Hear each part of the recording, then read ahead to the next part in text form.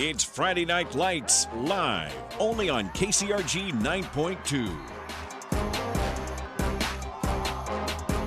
Welcome back to football in the state of Iowa. It is week one, and we're starting out in a big way as the Monticello Panthers take on the Mount Vernon Mustangs for our first edition of Friday Night Lights live right here on KCRG-TV9.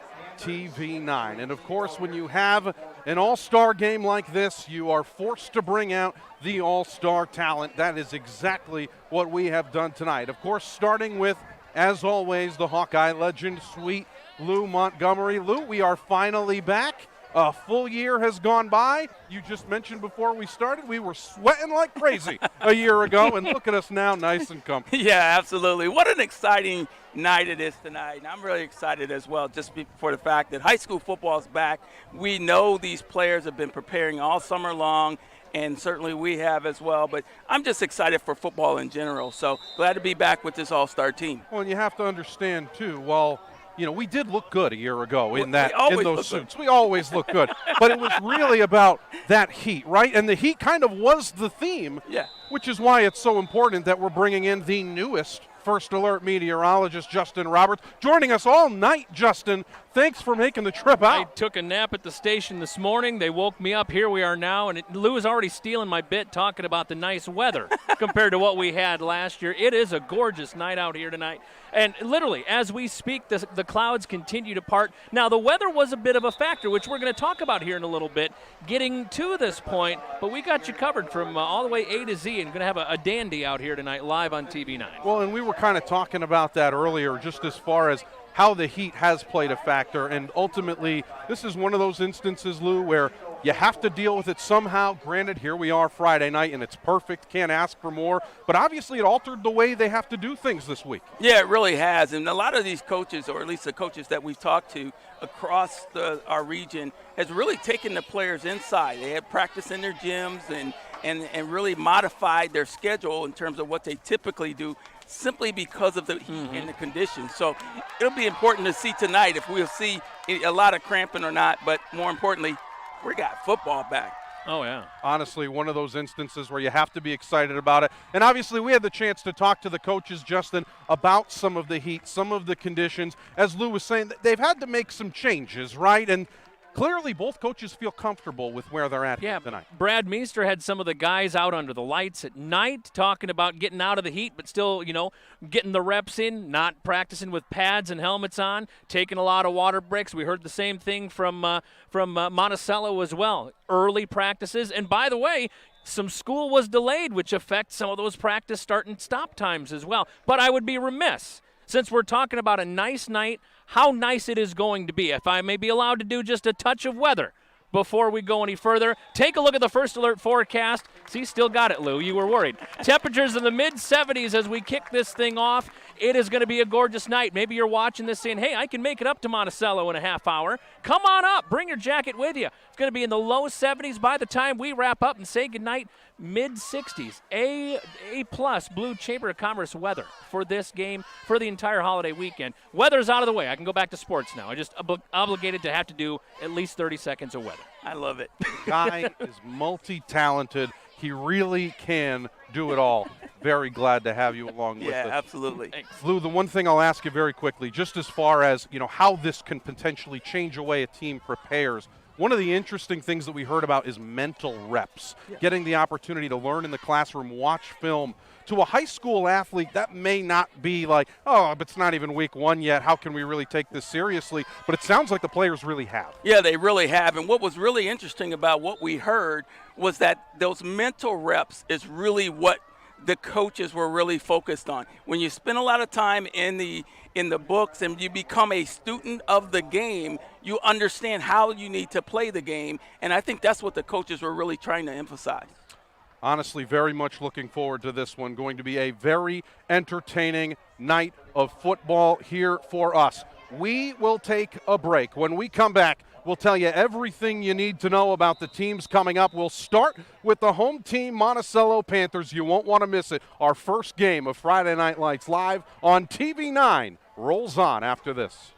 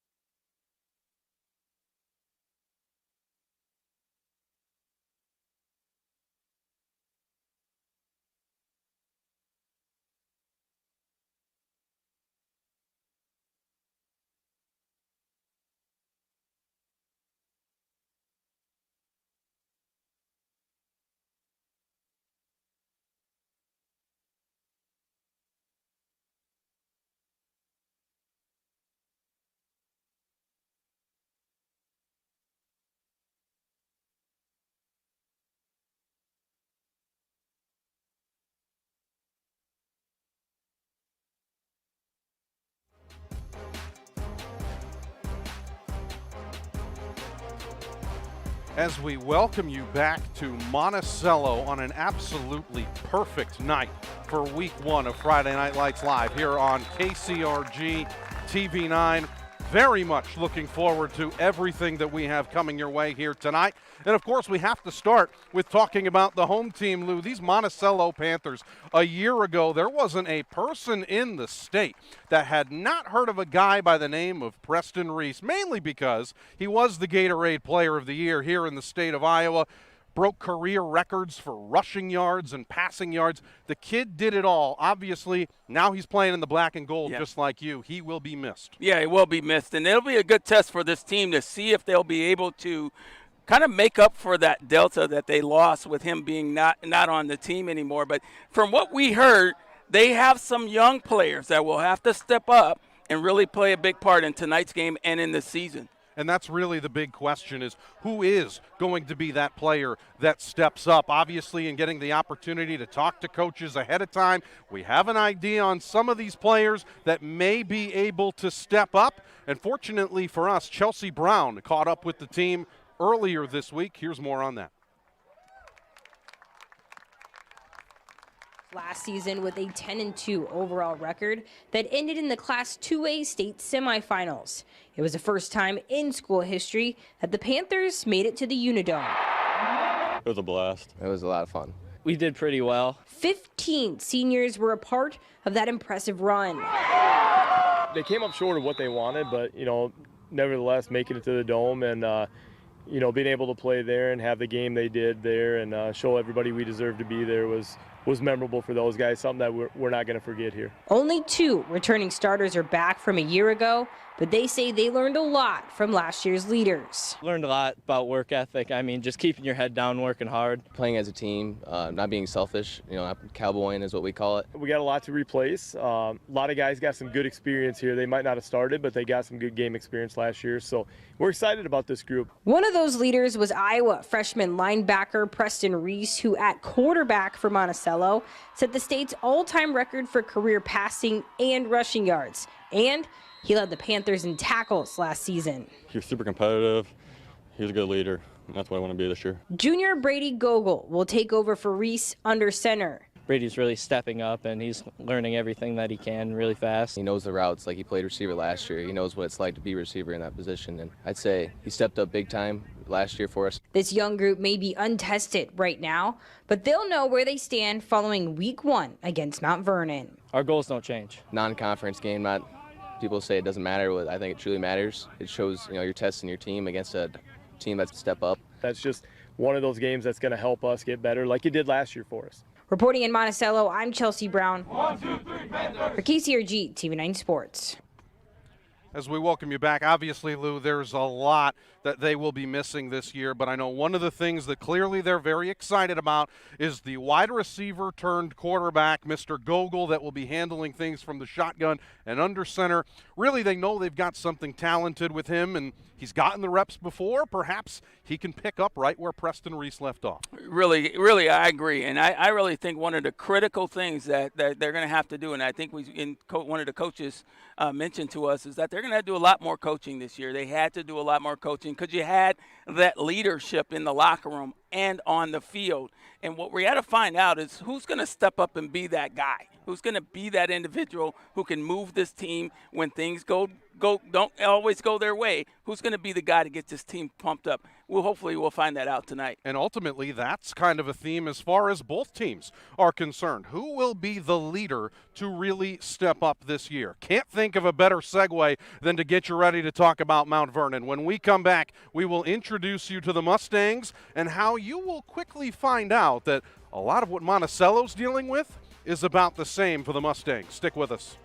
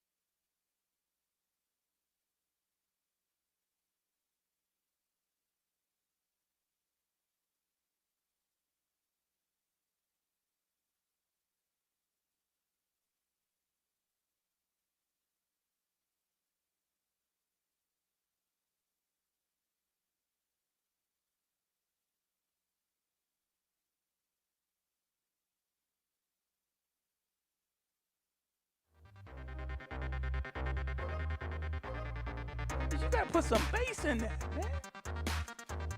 As we welcome you back here to beautiful Monticello, just an absolutely perfect night for football, as we have already told you about, and it's going to be perfect the rest of the way.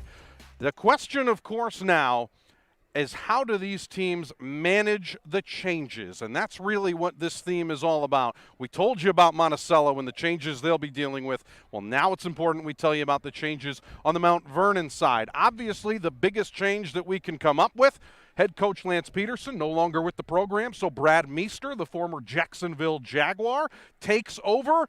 What an amazing opportunity, Lou. Let's just start there, to be able to learn from someone who's done it at the highest level. Yeah, it really is, and it's a great honor as well. But, you know, being that is his first year, it's really going to be important that he's able to coach even down to that level. When you're in the NFL, a lot of these players are already there. I mean, they're already knowledgeable. They know the fundamentals. And being able to bring that fundamental down even to a high school level is really what I think they focused on the majority of the summer and into the future. So it'll be interesting to see how he was able to bring that level down, his knowledge down, and get these kids motivated to play. But it should be an exciting game. And not to mention, they've got this outstanding new football facility over there on campus. Absolutely. That has been fantastic. So the question is, how will they manage these changes? Well, Jack Leto has more on that for us.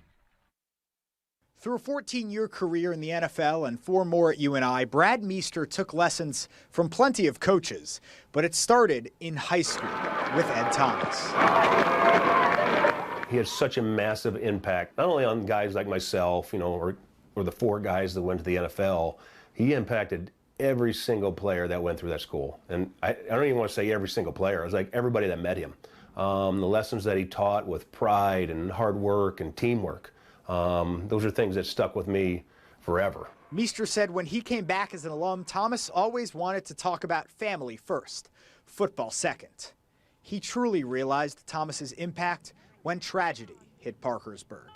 Thomas was killed in 2009. His funeral that summer attracted thousands. Meester will never forget that day. All 4 NFL guys are in the car. We're pallbearers, and we're just talking. And I still remember we came down the road, and that street's just lined with people. I mean, it's 6, 7, 8 people deep, and they're all standing there. They got their hand in the air for the fourth quarter. When we turn that corner, the car goes completely silent. And at that moment, I still remember thinking, man, he had such a huge impact on so many people. I just wish that, my hope is that in some way, if I can just do a small fraction of what he did, would be unbelievable. He started making that impact as an assistant coach at Mount Vernon under Lance Peterson, and quickly realized going into coaching was the right decision. The instant I started coaching, I just absolutely loved it. I mean, I just knew that was something I wanted to do. I was the game, but it was just the interaction with the kids. It was teaching the kids, just helping them grow. Meester has been running onto football fields for over 2 decades. This fall, he'll lead the Mustangs for the first time as a head coach. I just feel like this game has given me so much. I'm just trying to find a way to give a little bit of that back. Obviously, a lot to be excited about. And it is worth mentioning, too, Lou, this Mount Vernon team is not being thought of as an afterthought. Ranked number 5, according to the Gazette, in the most recent preseason poll. So obviously, there's some people who still believe that there's a lot of talent on this football team. Yeah, absolutely. And you can't underestimate the talent that this football team has. Over and over again, year after year, they continue to produce really good quality football players. More importantly, I love how this team is coached. And we talked a little bit about that in our other segment, but they're coached well. They are really developed, and it'll be interesting to see how they take that education, that film study, the things that they've worked on in the preseason, and apply it out on the field tonight. Well, and here's the real question. We talked about the talent that is missing on the Monticello side. How about for Mount Vernon? They had 2 outstanding players that will no longer be with the team this year because they've graduated. They've gone on to some outstanding things. Obviously referring to their quarterback in Joey Romberg and the outstanding wide receiver Evan Brazzi, who caught for more than 1,000 yards a year ago. Truly, this is a dynamic duo that has just graduated. They were outstanding to watch. Now somebody else has to step up and fill that gap. Yeah, it really does. But They really want to try to run the football tonight. I really think that they want to run the football. They certainly have a passing package as well. But it'll be interesting to see how this defense really comes out and plays tonight as well. You know, I love the first game of the year because everybody's fired up. You get off all the cobwebs from the summer, and you get an opportunity to really showcase what you've been working on during the preseason. Well, here's what I found so interesting is the confidence that Coach Meester was sharing with us last night, really talking about, hey, you know, we're losing players, but we're not losing talent. We have a lot of guys ready to step in. Yeah, and he mentioned how fast they are, you know, and what's really going to surprise me, he said, we got speed on this team. Don't underestimate the speed factor tonight. Like you said, they're going to throw the football. They're going to run the football. They're going to do a lot of spreading things around. So we might see a lot of variety tonight in tonight's game. And I think one of the interesting things that I always find fascinating when we're talking about high school players, we're talking about high school football teams here, but when you have a coach who's willing to come in and say, our goal is to get the ball 15 yards down the field every play. Yeah. How many teams can really pull that off? Mount Vernon has done it in the past, and the fact that they want to keep doing it is fascinating stuff for us. It's absolutely fascinating, and I love his mentality. I mean, like you said, what coach is going to say, hey, here's what we want to do, here's what we are planning to do? And I wouldn't be surprised if they really go out and make that their mantra, make that their goal as this team matures over the course of the season. Not to mention, this was also a very dominant defense as far as that side of the ball is concerned. There were only a couple of times last year, 3 in total, where they gave up more than 8 points in a game. One of them was an absolute blowout where they scored 76 against their opponent's 14, but meanwhile, those other 2 came in losses. Point being, a year ago when these 2 teams faced off against each other, we've seen a lot of these 2A, 3A matchups recently.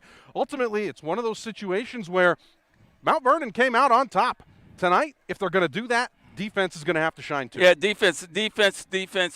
And I can't say that enough because, yeah, offense is great. I was certainly an offensive player, but defense really is going to be the critical factor tonight. The other factor is protecting the football on offense. Can they spread the ball around enough, but more importantly, protecting the rock. The other last kind of key that I want to say tonight is can they come – he wants a lot of people around the football. So on defense, a lot of guys in there making the tackle, a lot of guys around there. So I think that's a great formula to see how they'll perform tonight. We have a lot of really good football coming up here throughout our year with KCRG 9.2, and we want to tell you all about it. Plus, we'll tell you about all the coverage that you will see tonight on Friday Night Lights End Zone. More on that when we come back right here for Friday Night Lights live on KCRG-TV9.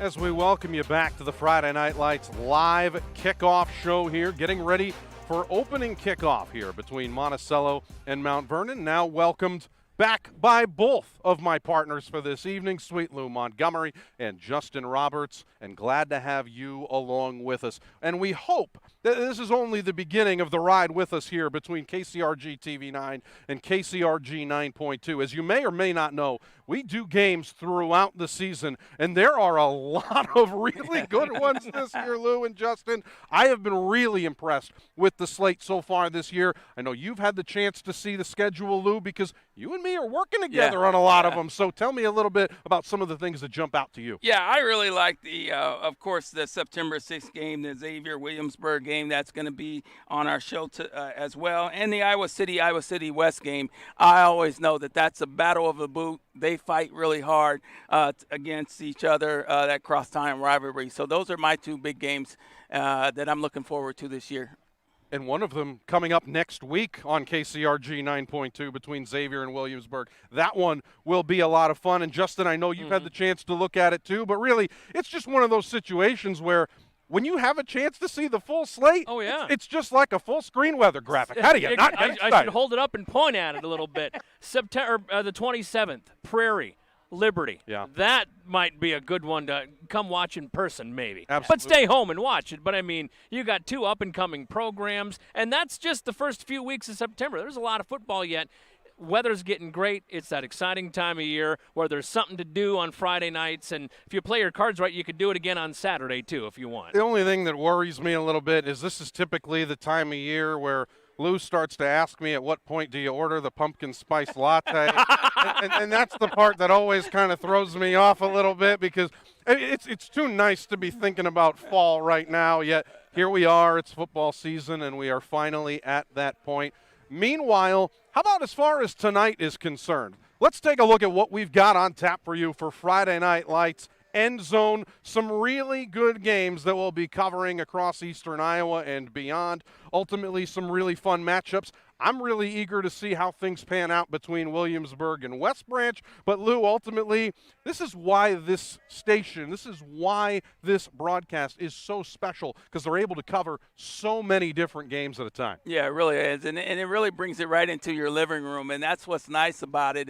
And we get an opportunity to see nice-looking guys like yourself every week. I mean, what else can you ask for? Well, and that's what's key here. And, Justin, I don't want to make it all about me, but really. You liar. No, the reality is that we want people to essentially see what's going on in eastern Iowa, and I think that's one of the things that makes this station so special. Talk about being your trusted local news source. How about the fact that we're able to cover all of these games for you and give all those highlights? As a kid growing up in eastern Iowa, nothing was better than watching Friday Night Football and Friday Night Lights, and now that we three get to be a part of it, pretty cool full circle moment. Yeah, pretty entertaining. So, Lou, I'll just ask you for your final thoughts on this one as we get ready for the kickoff. Yeah, I really think it's going to be an exciting football game. It really boils down to who's going to come out first and smack the other player in the mouth in terms of their ability to really get off to a quick start. I know both of these programs have been preparing like crazy to get to this point. Let those emotions kind of take those emotions into the game, but temper it to a level that kind of gets you to that next level. Well, I hope you guys are ready for football. I know you are. We're holding papers for a reason. We hope you are ready for football just as much as we are. We'll take a break. When we come back, we will get you ready for the opening kickoff between Monticello and Mount Vernon. It's week 1 of Friday Night Lights Live, and it's happening right here on KCRG TV9.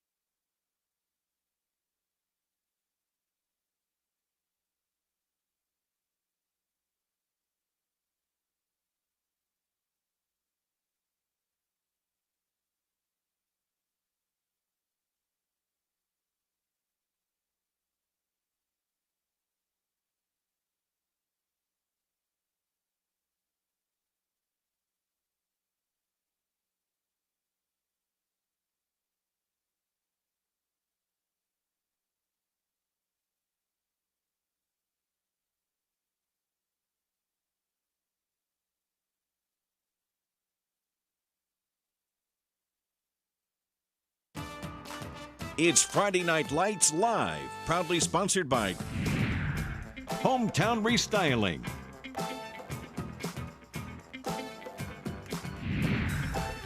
Imon Communications,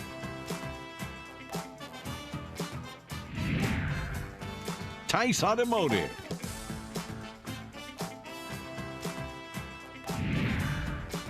Waln Collision Center,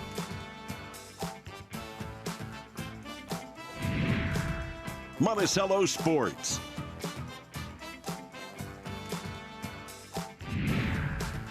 and Zine.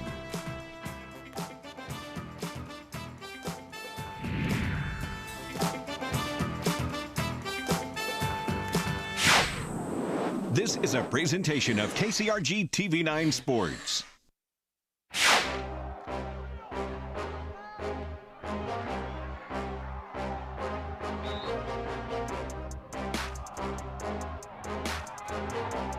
It's Friday Night Lights Live, only on KCRG 9.2.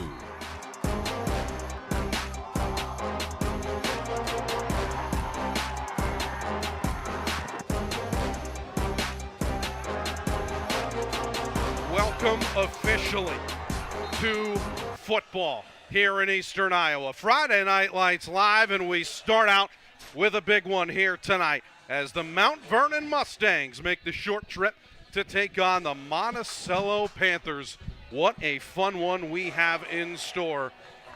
Mount Vernon will be coming in as the unofficially number 5 ranked team in 3A according to the Gazette, but of course the Iowa High School Athletic Association has not yet come out with those rankings in due time. You don't want to rush these things.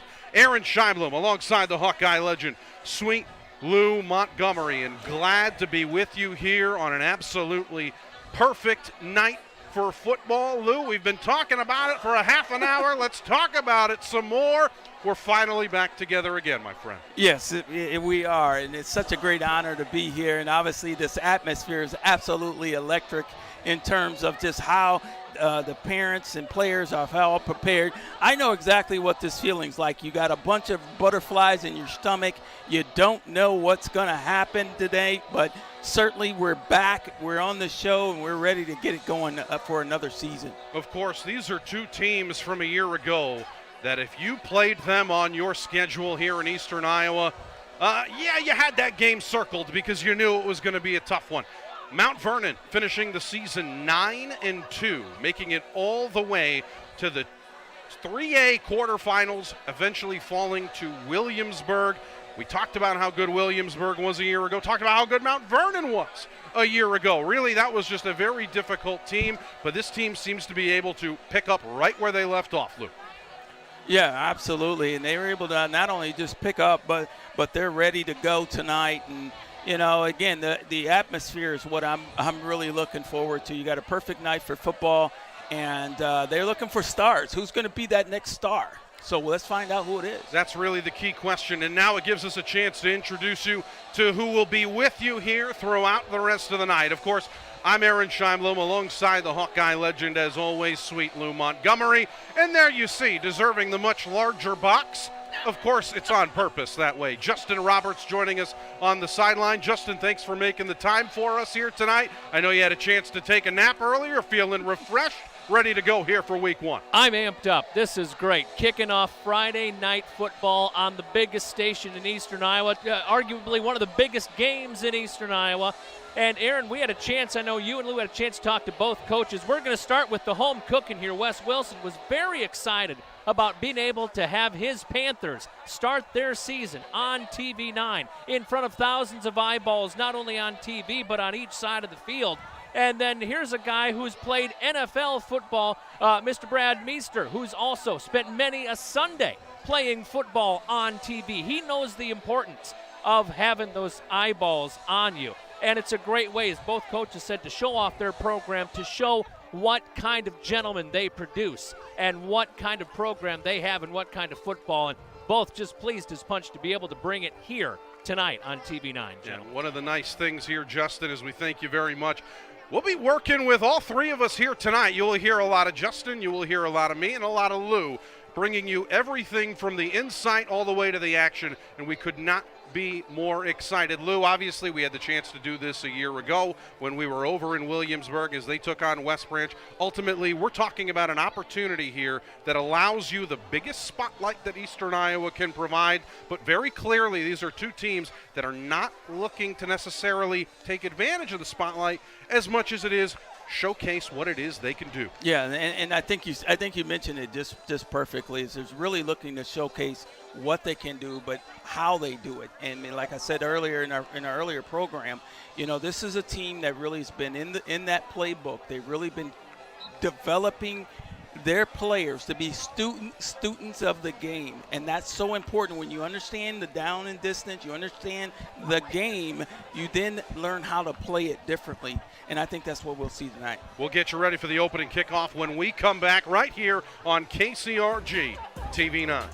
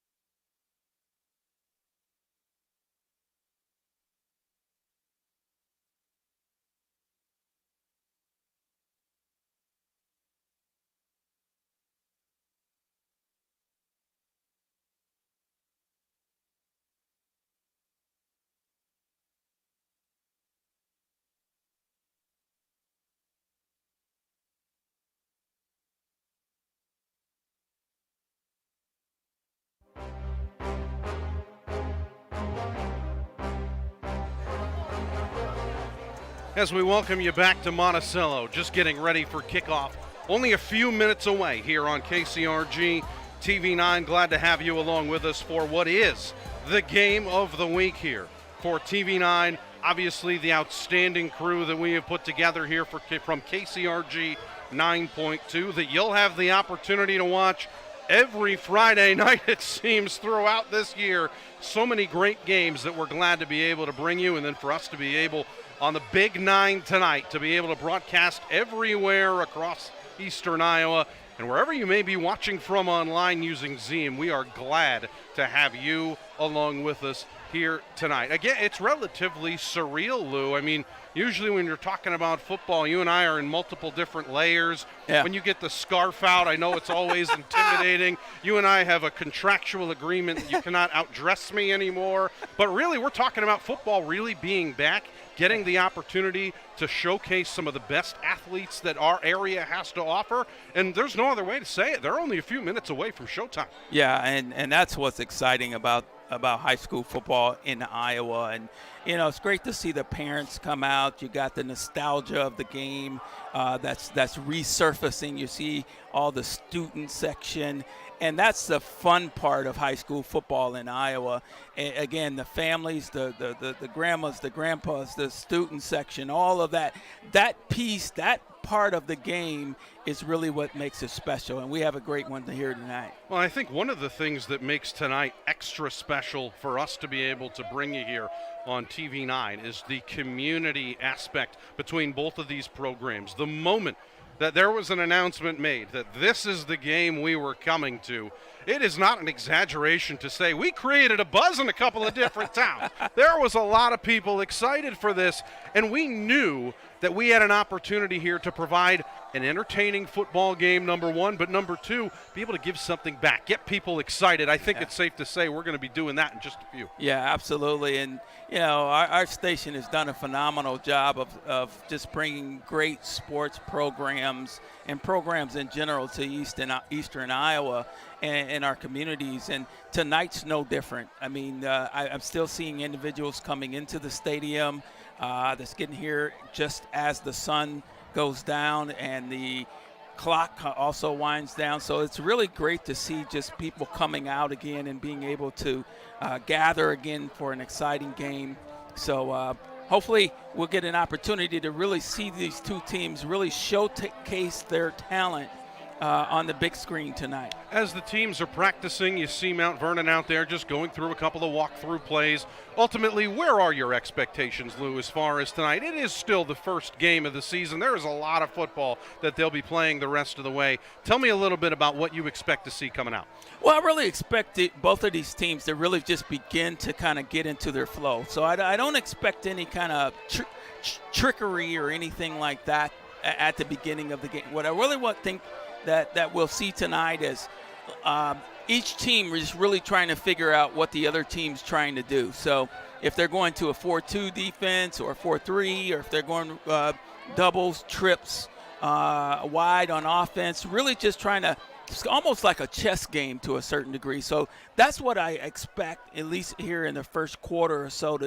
These two defensive coordinators, offensive coordinators are just going to try to figure out what each team is doing and then be able to counter that with something good on their side. Brings you back to the old Mike Tyson saying, everyone has a game plan until they get punched in the mouth. Yep. That seems to be the theme tonight. Who moves first when there is a push? We'll take a break. When we'll come back, you saw the clock. Opening kickoff is just moments away right here on KCRG-TV9.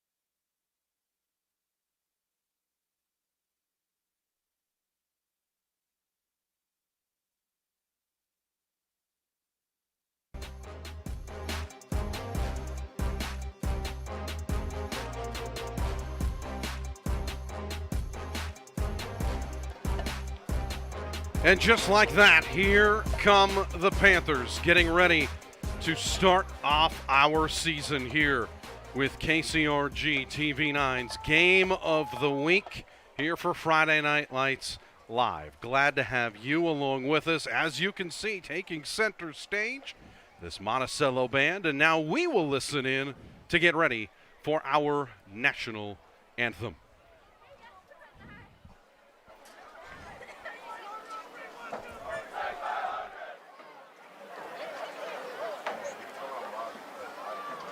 Good evening and welcome to Dean Nelson Field for tonight's matchup between the visiting Mount Vernon Mustangs and our Monticello Panthers.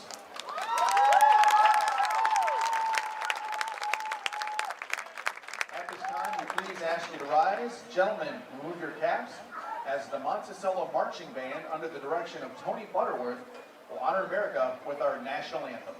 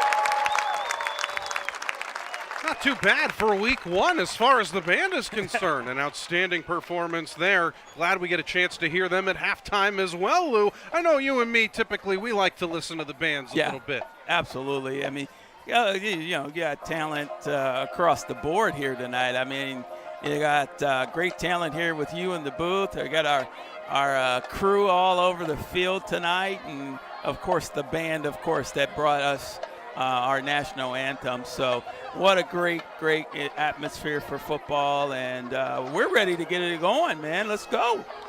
And yes, we are only moments away. I know what you're thinking. I've said that a couple of times now, but I mean it this time. It is very true. You see the officials breaking at midfield. We have already had the coin toss. Monticello will start with the ball first, and we are so excited to finally get a chance to kick off football here on KCRG-TV9. And you can see that outstanding field that has been painted. And here's the interesting thing. We've been talking about the weather in the pregame. We've been talking about how the players have had to handle the elements. How about the field crew as well? In order to get the field as pristine as it is now, they actually had to paint it one day early to make sure that the rain wouldn't wash it out. It's safe to say that the rain did not keep this from looking perfect tonight. No, not at all, and this is a great stadium, a great atmosphere again, and, the lights are just now starting to come on as dust sets in here. So it really is a nice-looking field. They got the grass nice and long, and for us slow guys, that just makes us slower. Right? But looks good. Well, I was going to say, I mean, we're at a point now here in eastern Iowa where we're starting to see a lot of different, artificial surfaces, shall we say. A lot of these more universal fields that can be used at any time. And really, this is one of the few instances I feel like this year where we're actually going to be on some natural grass here in our coverage. Yeah, it's nice to, I loved playing on grass back in my day. We didn't have a lot of the things the amenities that current programs have in their stadiums, but the grass is always good out here in Iowa, and in particular that artificial turf is really hard on your knees, and I know it's supposed to be maybe safer, but my go-to is always the big grass field. As you take a look here, right on the 40, that is Mount Vernon's senior, Gunnar Fisher,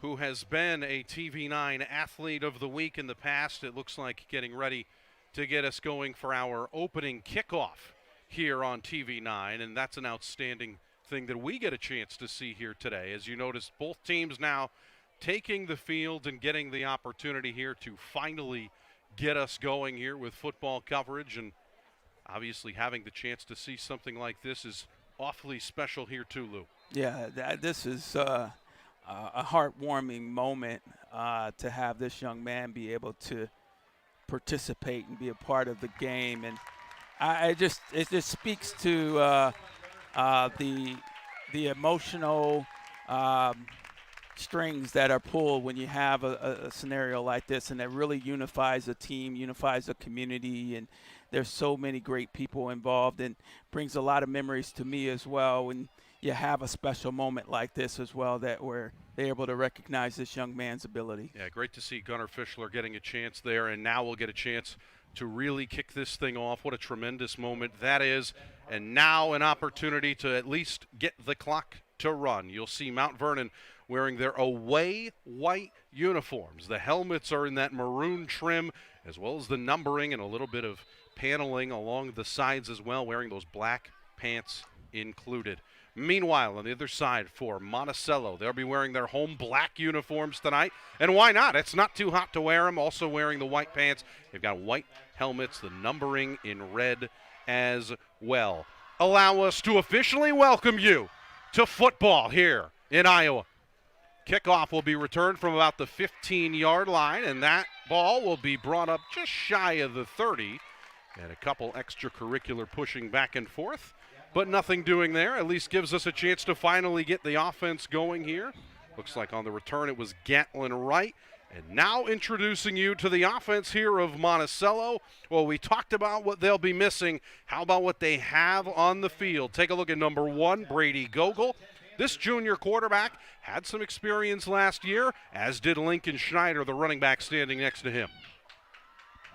As we get you going here, 1st and 10, starting out with a pass, a little button hook out wide to Carson Lambert, who will make the catch past the 35. Solid gain there to get him up to 2nd down. Yeah, nice pitch and catch there. Just feeling out this defense to see what the defense is that cornerback playing off or playing on. So this is just kind of that chess game that I talked about earlier in the program. As you see the defense, keep your eye on number 22, Ethan Wood, who is likely in the middle of the pile there, as that's a 1-yard gain to bring up about a 3rd and maybe long 2. But really, Wood, an outstanding senior. This is a player that most teams will have circled against them as Monticello goes quickly. Wood has already committed to be a member of the Bison over at North Dakota State. 3rd and short, they're going to run a QB sneak right up the middle, a designed run. As Gogol tries to fight forward, they mark him at the 41, and that would be enough for the first. Yeah, you mentioned the Bison. I tell you, they're a great program up there, man. They got some good-looking players, played really well last night. So great to see that young man continuing his career. I was going to say, I think a lot of people were surprised that Colorado and Deion Sanders put him on the schedule in week 1, and look what happened there. All of a sudden, just like that, things are interesting again. 1st and 10, looking left this time is Gogol. He'll throw deep, and it's incomplete. Outstanding defense on the outside by Watson Krob, who was able to get his hand in just enough, and that is an incomplete pass. Take a look at this one, Lou. Yeah, great execution here. He had a step on him, but Krob was able to reach that big, long hand there. He's a tall, lanky guy as well, you know. He's a senior wide receiver and DB. So he was able to step in there and break that play up. So great job. 6'3". He can certainly make some plays. And that time, a run going nowhere. Losing a yard that time. And it will bring up our first 3rd and long here for this one, as that time Schneider couldn't find any room to wiggle. Yeah, 3rd and long. And this is where you don't have a lot of laxity in your playbook. You know, you got certain things that you have to run. You give it a little bit shorter playbook when it's in that short yardage, but when it's long yardage, there's only certain things you can do. It's usually a pass. So. And this time they set up the screen, but some whistles, it looks like, prior to getting going. And no, they actually stopped action in the backfield. So it's 4th and a big loss now. And just like that, it's going to force our first punt of the evening 2 minutes in. Yeah, it looks like and we didn't have the angle right now, but it looks like maybe when he caught the ball, his knee may have hit the ground right there, and certainly that's where they're placing the ball. So that's one way to stop action. So after picking up a quick 1st down, Mount Vernon able to get a stop and force the punt. And now the Mustangs will get the ball first, not before a high arcing punt that bounces just beyond the 50 and will be downed at the 48-yard line.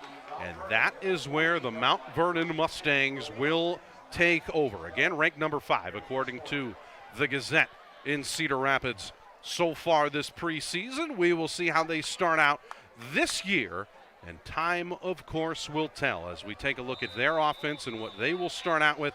We mentioned just some of the talent that they have. Again, next man up, and that next man is Kellen Haverback at quarterback. First play from scrimmage is a run that goes nowhere. Allow me to reintroduce Gatlin Wright, one of the team leaders in tackles from a year ago. And as a matter of fact, when you talk about statistics, he's the leading tackler that's still on the defense from a year ago. Yeah, that was a huge tackle there. And just nice wrap up, certainly did it the right way and stopped him right in his tracks. Great job by that young man. 2nd and 10, Haverback hands it off one more time. Cooper Hurd on the carry, his second in as many plays. And it only goes for about 1, maybe 2. There is a flag on the play.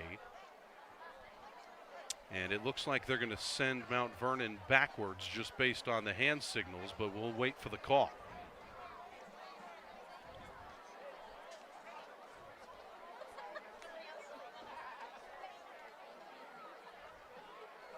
They're actually going to say before the snap it was offsides. Yeah, I mean, really at the top of the screen there, the cornerback, it looked like he kind of got there late, and then he got almost in a man-to-man kind of situation, but he was across the line of scrimmage when the ball was snapped. So great call there, great catch there by the referee, line judge. Some help for the Mustangs. 2nd and 5, play action, rolling out, Haverback. Kellen looking deep, finds someone open. Question is, was it caught along the sidelines? And they will rule it incomplete. That time the defense was pretty confident that he was driven out of bounds, and the officials will agree. It's 3rd and 5.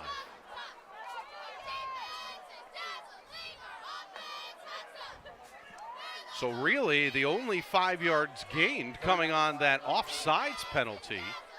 Already starting out really well defensively for Monticello. Let's see how Mount Vernon responds here. Again from the shotgun, they send Wood in motion. They're going to give him the ball. The future North Dakota State prospect with a big run on the sweep. And just like that, we'll pick up a first down. A massive gain, getting it to about the 25-yard line of Monticello. Yeah, we'll take another look at it. Aaron is just that kind of jet sweep look and comes around the end, turns up, drops that shoulder, breaks a tackle, moves the ball up the field. Nice tough running there by that young man, tucks the ball away. So he's a big guy too. Looks like he's going to go be an edge rusher next year. Oh, yeah. That is sure. Absolutely. He is a load. 2nd time they run this touch pass to him, and absolutely nowhere to go this time. Making his way into the backfield that time was Ty King. Interesting about Ty, a year ago he had 3 tackles, all of them behind the scrimmage. History has repeated itself one more time as a loss of 6, Lou. Yeah, what they tried to do is just run that same play to the opposite side, and Monticello did a really good job of sniffing that out. They've certainly seen that probably before on film and was able to sniff it out. So Haverback in trouble, rolling out to his right and able to make the play that time. Coming up with the catch and finding an opening was the junior Jace Jaspers. And he's just short of the original line of scrimmage. Give him a gain of 4, so we'll call it 3rd and 12. And, going back to those jet touch passes, Lou, for those of us that have been absolutely enamored with college football 25, first time in 10 years they come out with one of these games. That's the bread and butter play right there. Takes one to no one, 3rd and 12. Looking, Haverback finding a receiver. The question is, did it hit the ground? Officials looking at each other first, and they rule it incomplete.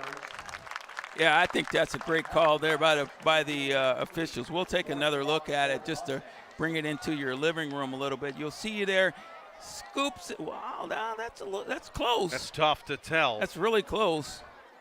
Certainly looked like Jaspers could have an argument, but it won't be much happening here. Forces a 4th down and long, and the Mustangs will go for it. Not a team that typically kicks long field goals, and that certainly seems to be the case for 2024 as well. Haverback looking, moving up in the pocket, now rolling out to his left, throwing sideline, and it's incomplete.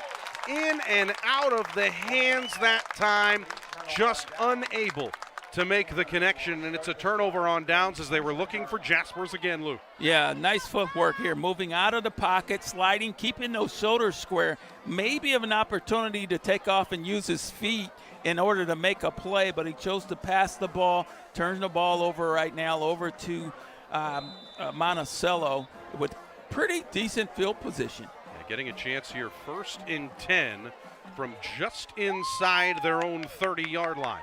They're going to run a quick pass play. In trouble this time. Gogol rolling out to his right. Brady Gogol falls to the ground, and he is sacked. Absolutely knocked by Jackson Anderson. Yeah, Mount Vernon really just sniffed that play out. They were on hot pursuit. You'll see here right from the start. They got a lot of guys around the football. And comes in and makes a big play. Officially a loss of 7. It looked like they were trying to set something up to the running back Schneider, but he could not get open. 2nd and long. This time they'll just hand it off. Keep things up the middle, fighting back to the 25-yard line. So a gain of 5 for Lincoln here, and now it'll bring up a 3rd, and we'll call it 12 or 13. Yeah, nice initial cut there by that young man, being able to get at least through that first layer, and then that second layer of linebacker was able to get to him. So brings up a 3rd and 12. Right now the ball's on about the 20-yard line. Game moving quickly, looking deep down the near sideline. Has a man, it's intercepted. Well, how about this? Just when you think Jace Jaspers can't get more involved in the passing game, comes up with a pick defensively. Oh, man, that was a sweet play there by that young man, Jace Jaspers, and he went up high, caught the ball at its highest point, brought it down, and turns the ball over now, gives Mount Vernon great field position on the 49-yard line. So we'll see if Mount Vernon can get any action going here, Aaron, on the offensive side. Well, Mount Vernon's first drive just a couple moments ago started from the 48. Now they're on the 49. It's a designed rollout here. Haverback in trouble, gets away from one would-be tackler, fighting forward, and he's pushed out of bounds after a gain of a couple.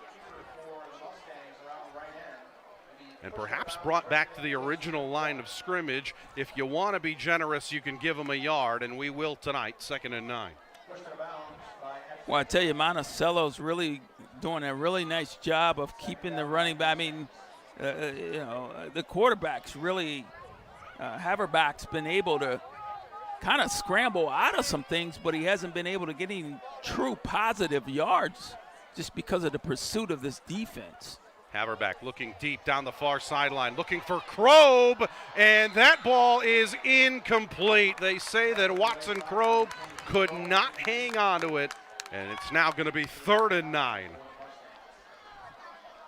I know they really like what Watson Krob can do. You mentioned earlier on defense, the size that he has, the ability to get some space. He could be a factor as the season goes on. Well, and absolutely, I think that's the great thing about when you got an athlete like him on your squad. It really opens up the diversity of what you can do as an offensive unit. Looking out, here comes trouble. They're able to get it out in the flat, and that time going right down to the ground. Just a tremendous defensive play all around here for Monticello. Finished off that time by Tate Lunsman coming in from the quarterback spot to make the play. One more look, Lou. Yeah, that play right there had disaster written all over it, but they were able to make up some of the yardage. But once again, that Monticello defense is right there in their face, makes a big play, forces the punt for this Mount Vernon football team.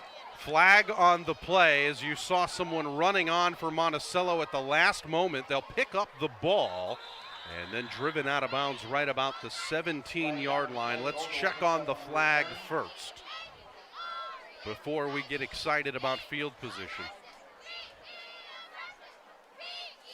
As it looked like there was a little bit of miscommunication on the Monticello sideline, as just at the last moment, a player ran onto the field perhaps thinking that there was not enough players, and well, perhaps there weren't, because here we are. They're calling an illegal procedure penalty.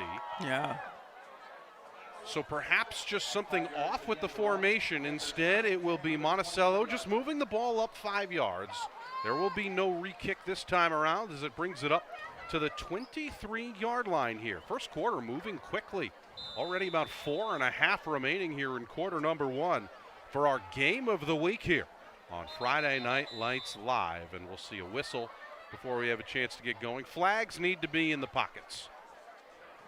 Have to provide an opportunity to get the flag back where it belongs. And now we get rolling here one more time. Play action here, looking left. They're going to set up a wide receiver screen. That ball is caught on the outside. A pretty good play that time, finding Conley Schaff. Only getting about a couple of yards there, so it'll bring up 2nd and 8. 2-yard gain, 2nd down and 8. Yeah, that's can be at times a dangerous pass. I mean, it's a long pass. You're throwing back across the field, and like I said, it's not typically not a big gainer unless you get some of those big guys out in front doing some blocking. So picks up, 2 yards on that play. So we'll call it a 2nd and a short 8 as Conley Schaff makes his first varsity catch. This time in trouble. The ball is out. They're going to rule him down, so Brady Gogol, ooh, you could feel the air coming out just for a moment, but it looked like he did indeed fall to his seat. One more look at it, Lou. Perhaps the right call here. Yeah, we'll take a little bit closer zone in here. Gets him wrapped up, and that knee's down right there. You know, when you see that knee goes down, and certainly great call there. The referee is right on top of it, but yeah, it's unfortunate for Monticello just kind of digging themselves a gigantic hole here. Facing 3rd down and Dubuque here as that one goes backwards again. So perhaps on our way to Moline here on 4th down as we get a chance here to see another punt. Defense is stepping up early, Lou. Well, and that's what we talked about in the pregame show, Aaron, was, it's certainly going to be a defensive battle between these two teams. And, they worked on things during the offseason. So, coaches that we spoke to really talked about attitude and effort and protecting the football. So, we're seeing a lot of great attitude and a heck of a lot of effort, particularly on defense. As Jaspers returns the punt, and it's going to be the best field position for either team tonight, getting all the way to the Monticello 30-yard line. Gives us a chance to tell you to tune in this Monday for a new episode of On Iowa Live as we will break down the weekend's Hawkeye game and much more. Mondays at 6:30. You can join us on the southwest side of Cedar Rapids at Union Station, or you can watch it right here on KCRG 9.2.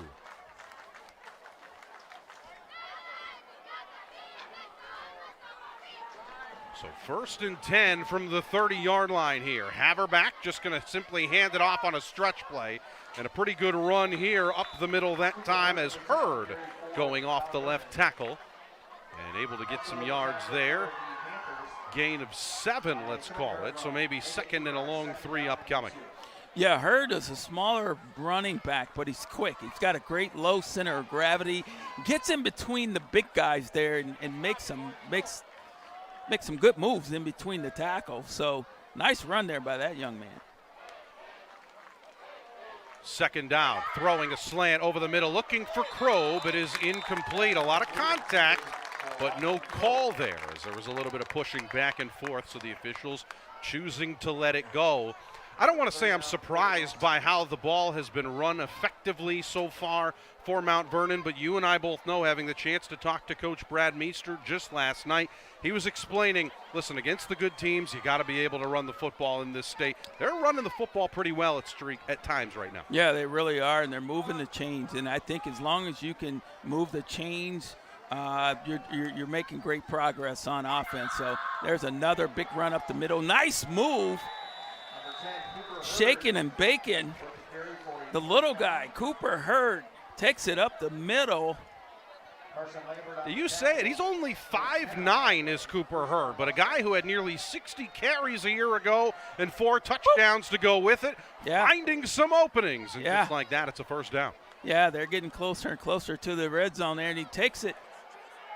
Inside the 5 now, just like that. Well, clearly they are using that RPO right now to try and find the gaps, and it's working. Yeah. But there is indeed a player down in the backfield right now. It was a gain of 8, but they will stop action just for a moment as they make sure that the player is okay there down on the ground. And that is Joseph Briesmeister, who will be getting some extra attention, the outstanding senior.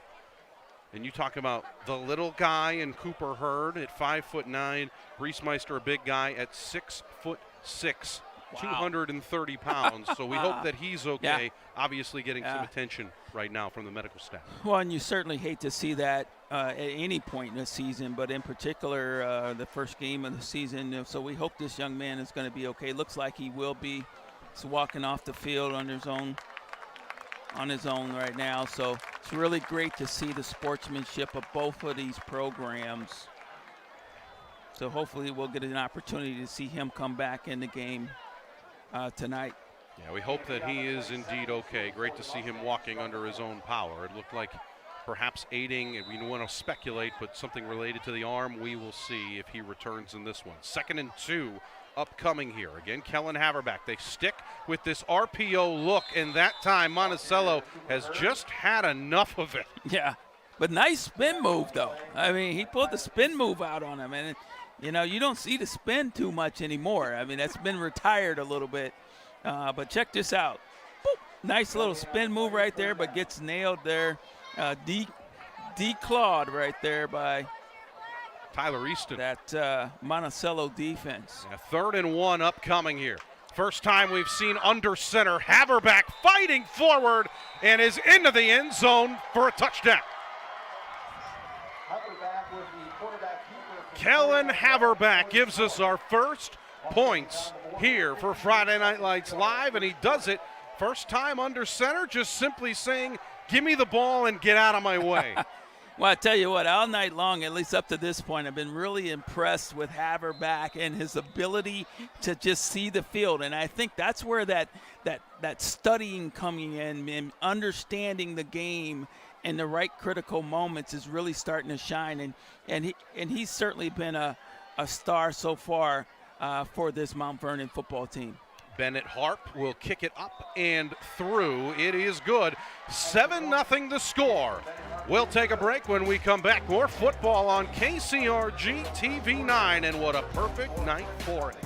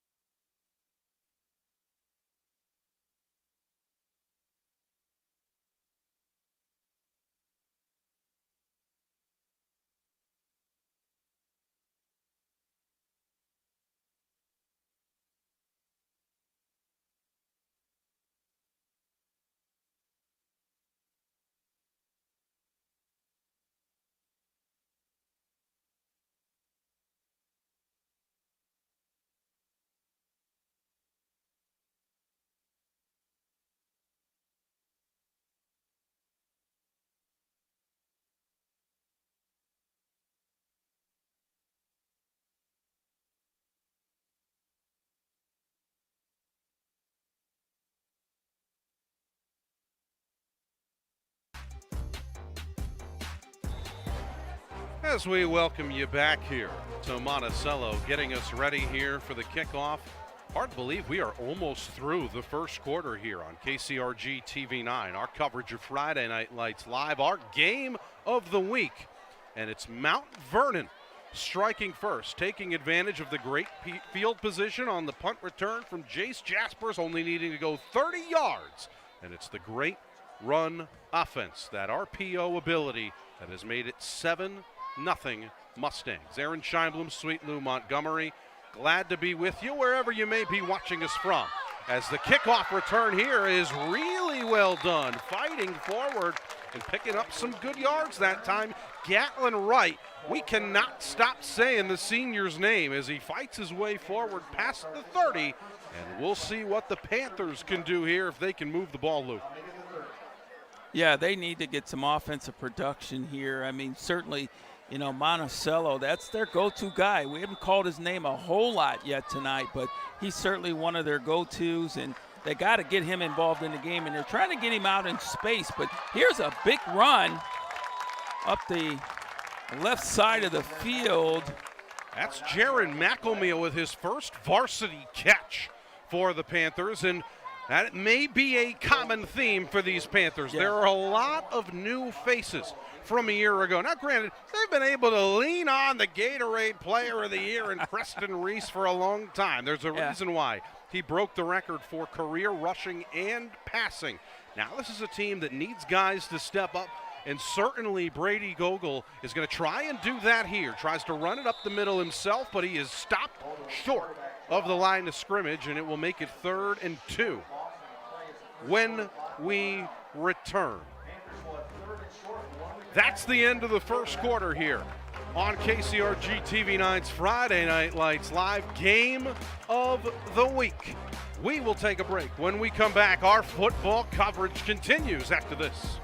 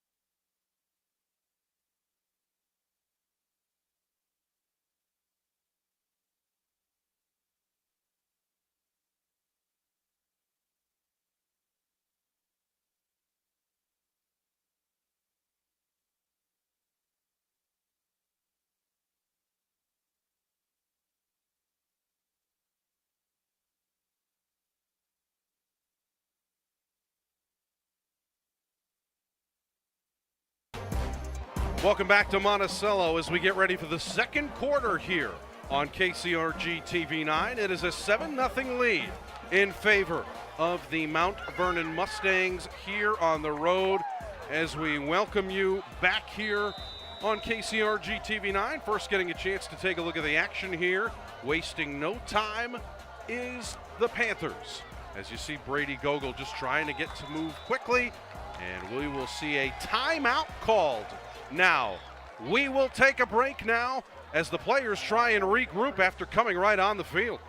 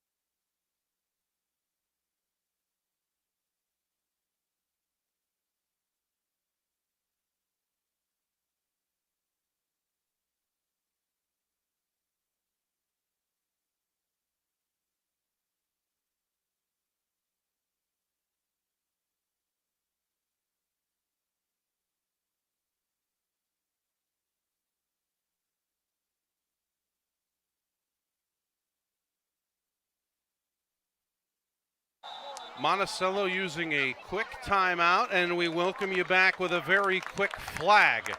This time, encroachment is called on Mount Vernon.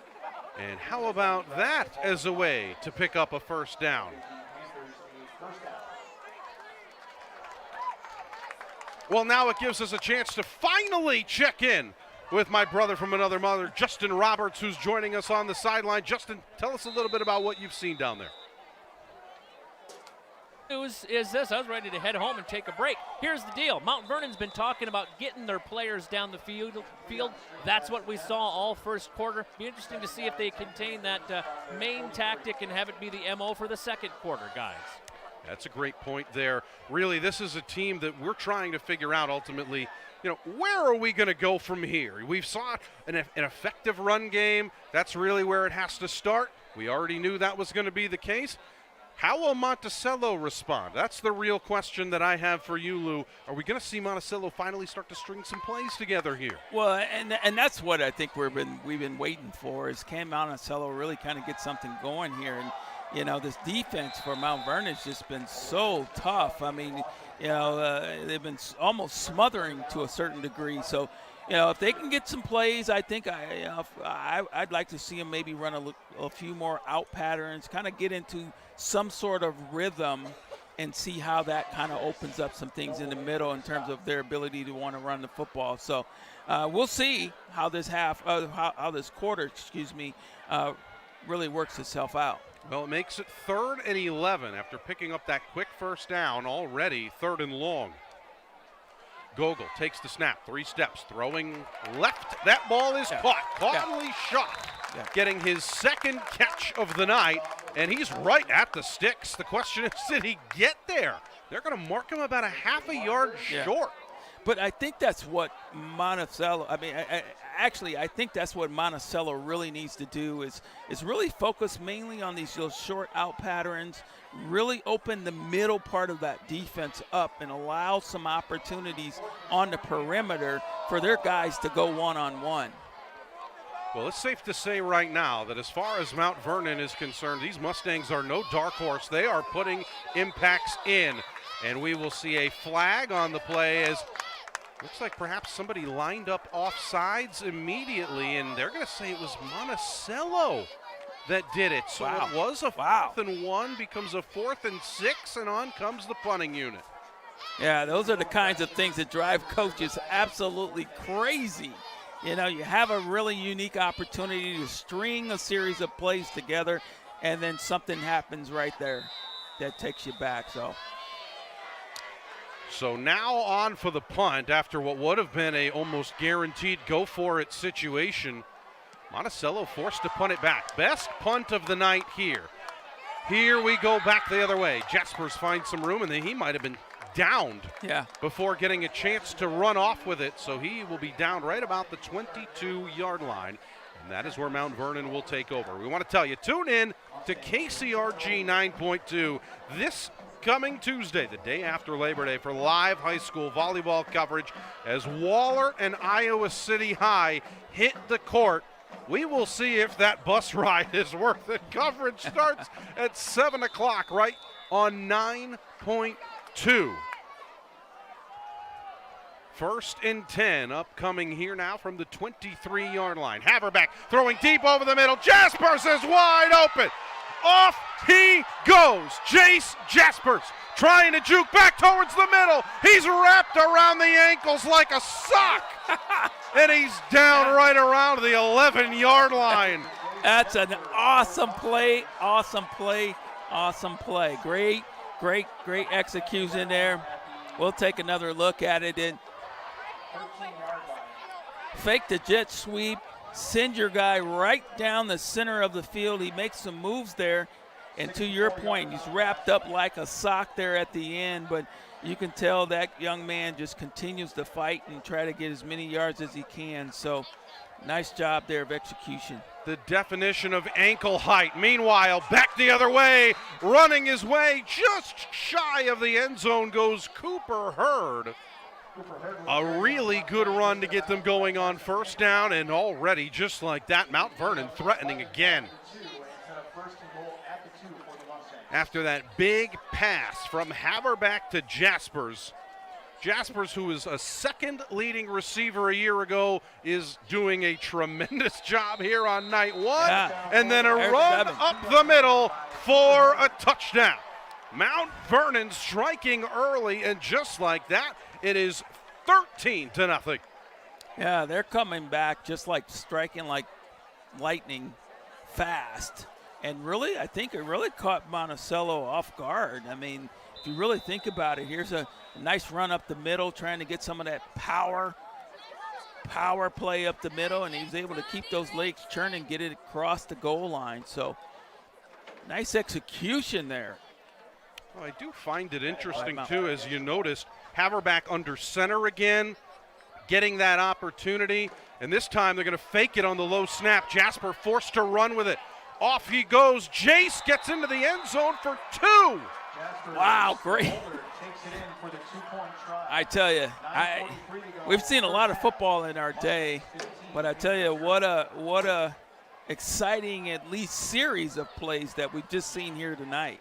Gives Mount Vernon a reason to celebrate on their sideline as you get one more look at it. How about that? Using the low snap, taking advantage of it. More football on TV9 after this.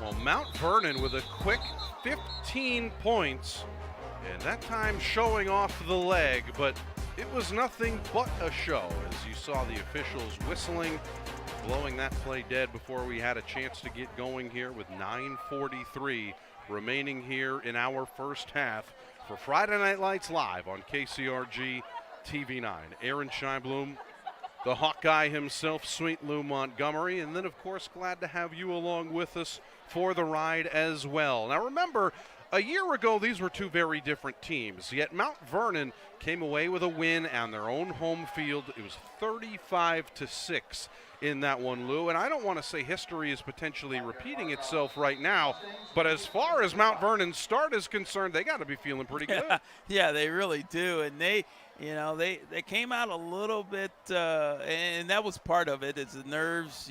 First game of the season, you're getting a lot of that summer rust off of you, and really now looks like they're hitting their stride. And we'll see if Monticello can come back, but so far this Mustang team is looking pretty impressive. As that return will be stopped right around the 30-yard line. And it now gives us a chance to get ready for this one. And it is worth mentioning, too, Lou, when we had the opportunity to talk as far as these head coaches are concerned, speaking with Wes Wilson ahead of tonight's game, he firmly understood exactly what they were getting into. And speaking of things that we're getting into, well, KCRG 9.2 is a fun one coming up. And for more on that, we send it down to the field in Justin Roberts. Of something interesting. Now, here we are standing on a football field, but we're going to talk about volleyball coming up September 17th on KCRG 9.2. Mount Vernon will head up to Manchester and take on West Delaware in a first of its ever high school volleyball game at newly turfed Brown Field in Manchester. Apparently, turf fields aren't just for football anymore, fellas. Yeah, that's certainly for sure. Thanks, Justin. As you take a look at some of the clips, obviously getting a chance to speak to Mount Vernon already. Really, this has been a tremendous opportunity. Obviously, we saw what happened at Nebraska a year ago. Now getting a chance to see it in Iowa, the first of its kind in the state. Well, and maybe the first of its kind at high school. Yeah, sorry, Aaron. I was going to say the crossover at Kinnick was a huge opportunity to really say, hey, look what can be done let's try it. Now back to you guys for the actual football on the football field. Well, and speaking of huge opportunities, how about coming up with the interception? Welcome back, Joseph Briesmeister. Yeah. We saw him come off the field a little while ago. Feeling okay to come up with that pick as you get one more look at this, Lou. He just jumps in the way. Yeah, well, he's a big guy, and he's able to kind of get that pressure in there. They wanted to do the little middle screen, but you got a guy standing up there that's, over 6 feet tall, and he reaches up and grabs that thing out of the air.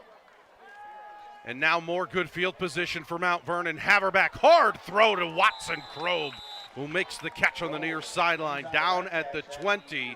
Pretty close to the first down, maybe half a yard short, depending on the spot, and that's exactly the way it's going down. Yeah, good pitch and catch there. Again, Mount Vernon is really looking to just kind of use a little bit of the clock here, but more importantly, they're getting up to the line quick. Looks like they're, in a lot of circumstances, beating Monticello off the line of scrimmage. Cooper Hurd spinning away from a couple would-be tacklers and then finally brought down. Pretty good time that time as Jaron McElmeal was trying to bring him down as well. And this time it will bring up a first down past the needed yards to gain. So 8 minutes remaining here in our first half. Mount Vernon threatening again. Yeah, we'll see what they dial up here. Here's the handoff off the right tackle. Hurd again. Hurd into the second level. Hurd into the end zone. Have you heard about it? Cooper Hurd with a touchdown. Nice job by that young running back. I tell you, this guy's going to be electrifying the whole season. He's not very big, but he's a shifty, quick guy. Got great vision, and just you can tell he turns on the jets, rolls right there into your living room onto your couch. And just like that, in the span of what seems to be only minutes, the Mustangs have blown it wide open. They're going to run a little bit of a trick play here, and it is into the end zone for 2 points. Yeah. So Mount Vernon has come up with 23 unanswered here. 7:43 remaining in the first half, and the Mustangs starting to run away.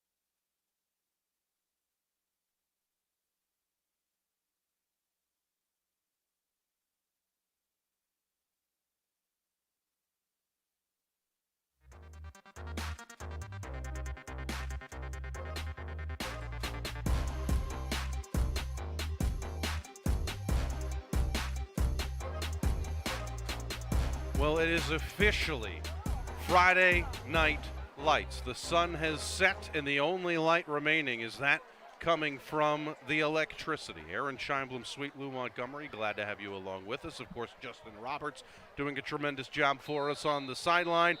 And speaking of electric, that's exactly what we've seen these Mustangs put out offensively over their last 3 drives, Lou. Yeah, they really have. They've been extremely impressive just how they have executed on some pretty creative, unique plays. I mean, you think about how slow the first couple minutes, first couple of series of the game went, and then essentially it was like they cracked a bottle open, and a lot of things exploded out of there, and they can see it 23-0 right now, and Monticello's just got to get something going offensively. I just don't. I mean, again, I'm really more of a fan of just starting off slow, getting some momentum. But this Mustang defense is equally as impressive as their offense. Well, if we're talking about cracking a bottle, perhaps this is the way to do it. 1st and 10 from the 35-yard line after the illegal procedure penalty as the kickoff went out of bounds. Pretty good run to start things off, but absolutely welcomed that time. Joseph Reismeister going for a ride that time, stopping the run relatively short as Lincoln Schneider trying to fight forward and only gets one. And again, you'll notice it's this fight up front. Really good play here on the outside, Lou. Yeah, really good play. And there again, Monticello's just not able to get anything, particularly out on the perimeter when you got guys like Breesmeister out there that's just welcoming you to the dungeon of doom out there on the end. Roll out here to the right, in trouble, just having to throw it away. Now that did not get back to the line of scrimmage. We'll see if they make an argument that there was indeed someone in the area, or perhaps the contact is the reason that it fell as short as it did. But certainly no flag here for intentional grounding, and that one is indeed incomplete. That time firmly out of the pocket, so 3rd down upcoming. One more look at it here. Yeah, again, they're trying to get out to the perimeter, but their quarterbacks just can't get any even opportunity to set his feet because the pursuing Mustang defense is just all in his face. Case in point here. Here comes the pressure, and down he goes with the sack. This Mount Vernon front has been absolutely everywhere. That time, it's Caleb Keegan coming in with a sack. And it's going to force a 4th and long and another punt coming here for the Panthers. And you would agree, Lou, obviously it's way too early to consider going for it at this point in the game with this down and distance. Yeah, absolutely. I would totally disagree with that in terms of trying to go for it. I mean, you just haven't had any offensive production at this point in time. And, you know, if you can kind of pin them back a little bit. And there's an opportunity right there that they needed where they are able to scoop the ball up with great field position. Now, there was a flag first, so we'll see what that call is. A flag was thrown, and then we saw Jaspers try and go for it. Then that's when the chaos ensued. Let's see what the call is. No indication as of yet.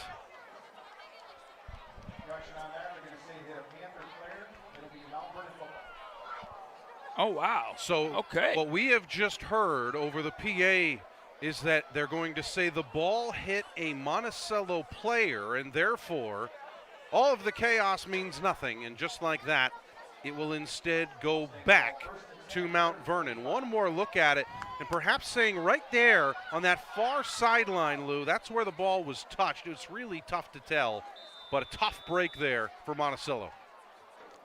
Yeah, it really was. And you see where the referee threw the beanbag down there. That was to mark the general vicinity of where the football or the action actually happened. So now we have a 1st and 10 from the 45. Ultimately, that time the ball goes quickly to Wood, and Ethan Wood choosing to wear Brady Gogol like a backpack. And in this case, fair to say, school is in session, Lou. It really is. I mean, it's in session, and right now these Mustangs are putting on a clinic. 2nd and 5 on the blitz, and down he goes.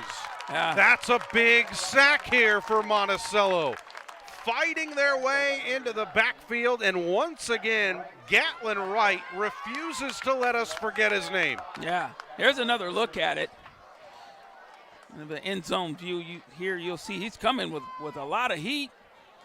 And again, they're just not able to get their feet set to even get that ball off. So great defense there by Monticello. Just kind of picking up the pace. And they need something magical to happen here before halftime. Well, back to the great defense they were playing in the beginning of this game before giving up 3 straight scores. Looking deep over the middle. Jaspers is free again. Jace Jaspers behind the defense one more time. down at the 10. For a gain of 45 yards to the 10. Jace Jasper's a magician at the wide receiver spot. Now you see me, now you don't. Yeah, but let's not forget about Haverback and his ability to see that receiver and get it down the field. Check out the throw. Just drops that thing right there. The rock drops right in the bucket. Gives them great field position. Excellent pass and catch there by Mount Vernon. First and goal here. 4:20 remaining in the first half. What a turn of events. Back to Hurd. Cooper Hurd fighting forward after a couple of wiggles and down inside the 5, marked down at the 2. Now, I know the season is young, but this young man, he's turning into my favorite. I mean, I know we got a long season to go, but he may go on Lou's top favorite list here for week 1. This guy's got some shake and bake. And just like that, baking into the end zone, he's cooking right now. It's another touchdown for these Mustangs, and that is Cooper Hurd's 3rd touchdown run of the first half. Yeah, he's tough, man. I mean, he's able to run through the gaps here. Check this out.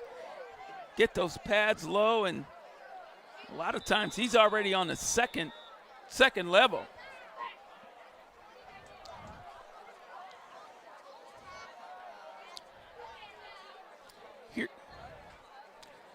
Here's that formation that really just kind of threw Monticello there for a loop. They spread them out wide to one side, and the last time they were down here, they ran a play off of that formation. And just like that, Mount Vernon has scored on 4 straight drives, and just when we were talking about how good these defenses are, Lou, all of a sudden it is 30-0 in favor of the Mustangs. Well, it gives us a chance to tell you to tune in to KCRG 9.2 next Thursday for more live high school volleyball on 9.2. It will be West Liberty in Tipton on the court. Our coverage on 9.2 will start at 7 o'clock. And, of course, if you don't get 9.2, there's no excuses here. You can always watch it online. Head over to KCRG.com to learn more. Gives us a chance to finally get back down to the field. Justin, I'm missing you over there. Great to have you back. Let's quit scoring. Maybe we'd have more time to talk. Here's the deal. We started this broadcast wondering what was Mount Vernon going to look like with a brand new coach. Don't think they're real worried at this point. We'll get a chance to catch up with Coach Meester hopefully as we head into a halftime break and see what the thought process is for the second half. Yeah, ultimately this has been tremendous. Thank you, Justin, for taking the time. Ultimately, we really want to talk about expectations here, Lou. I think we knew there were going to be some expectations as far as, this team is going to be a little bit different. Just kind of take it for what it is, figure out who the leaders are going to be stepping up. We've seen a few guys for this Mount Vernon team who seem to be stepping up tonight. Yeah, they're showing out tonight is what I would call it. I mean, these cats are really coming out tonight and playing some big-time football, man. This is they got me up here bouncing around and shaking, and I feel good about the fact that they're putting on a showcase effort tonight. Well, that time a pretty good return coming back the other way for Gatlin Wright, getting past the 30 up to the 33-yard line. And I don't want to say you got to have it on this drive here, Lou, but with 3:35 remaining here in the first half, it is pretty darn close to got to have it, because you do not want to go into the locker room with a 0, and you don't want to be in a situation where the clock might be running. Yeah, absolutely. And, they just got to pull something together. And Mount Vernon right now seems like they're there's a big run there. That's a nice momentum builder there for Mount Vernon. For Monticello. But, with 3:30 left on the clock before the halftime festivities start, nice little quarterback draw there, quarterback sneak up the middle. But they got to keep it going. And that's what's going to be important here is can they keep this momentum up against this really stingy Mustang defense. Trying a quick little out pattern. That ball is caught one more time. Conley Schaff with his third catch so far here tonight. Again, just trying to keep it simple, very close to the sticks, but it is short of the first down. They'll call it maybe a gain of 7, so a 2nd and 3 upcoming here as the clock is at 3:08 remaining in our first half. So 2 pretty good plays in a row here for Monticello. Let's see if they can string some together. Well, I think there's still plenty of time left on the clock, so I don't think you're in urgency mode quite yet. Keep it safe. Don't turn the ball over and lose ground, essentially. So, well, that time, no choice other than to lose ground as Ethan Wood shows off the suplex that time and lays the lumber. That's a big loss here, and it just like that will make it 3rd and long after a pretty good first down play. Yeah, it's just like they got to go in at halftime and just kind of get refocused in terms of what their offensive game plan is. And right now, these Mustangs are just being able just to sniff it out, and they're coming hard. They're bringing a lot of heat in between the tackles and the linebackers. There's another kind of blitz up the middle, but it does open up an opportunity. But you got your DBs there that are really bringing in and coming in with some fire as well. So. Yeah, A.J. McDermott that time making the tackle, and we will see a whistle and a timeout called for Mount Vernon to hang on to the last 2 minutes and 9 seconds remaining here in this first half. Of course, the way that this team operates, Lou, certainly could do something here remaining in the first half, and we will see how that all works out. Well, we've told you about the football that we have upcoming for 9.2 throughout the year. If you're watching us here on TV9, you're going to want to be with us 1 week from tonight. Next Friday, we'll head to Williamsburg.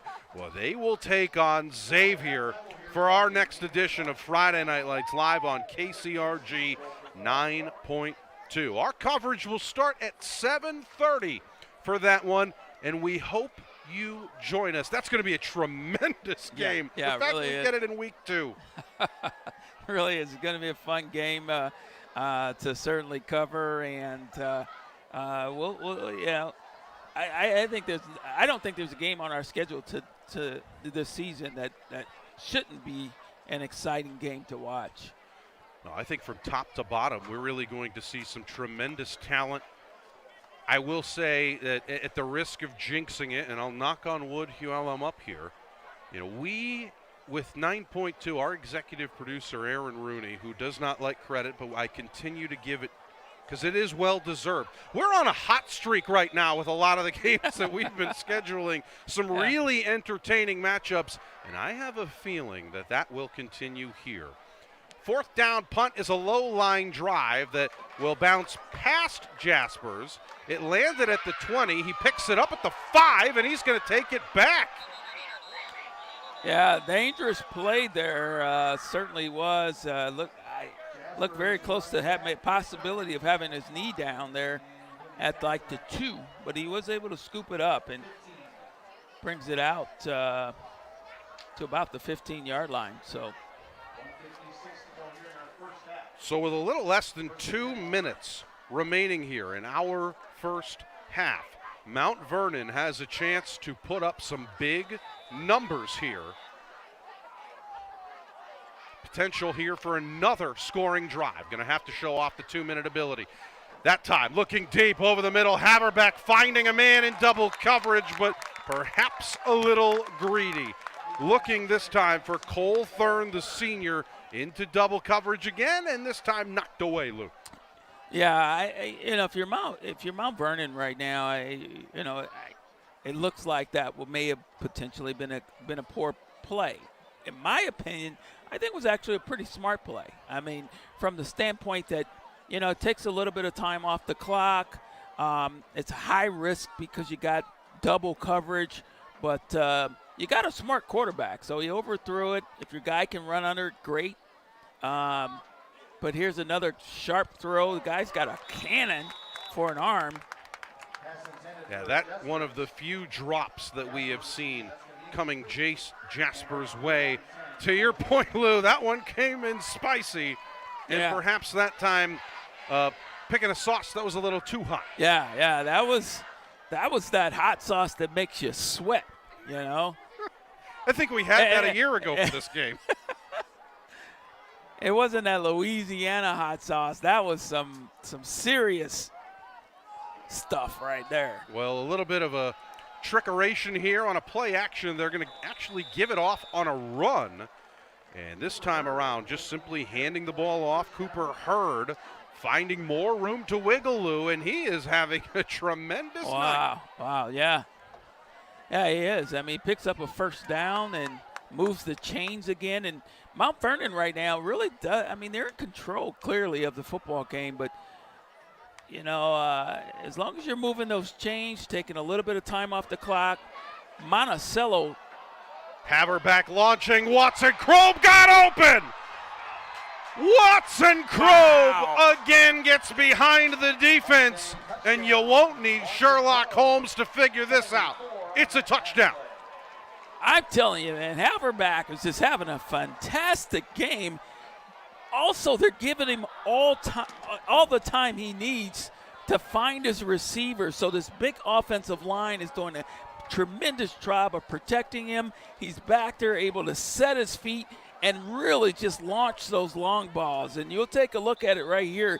Here's what I'm talking about, folks. You see he's able to find his key receiver, gets the ball, drops it again right in the bucket, and you'll see the speed of Watson right there being able to take it to the house. That's hot right there.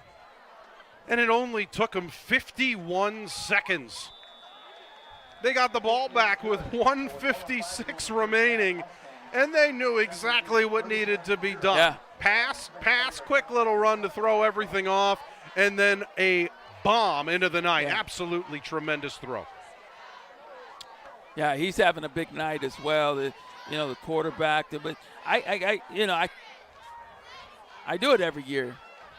But let's hear it. Being a fullback, I got to give credit to this offensive line. I mean, you got to get there.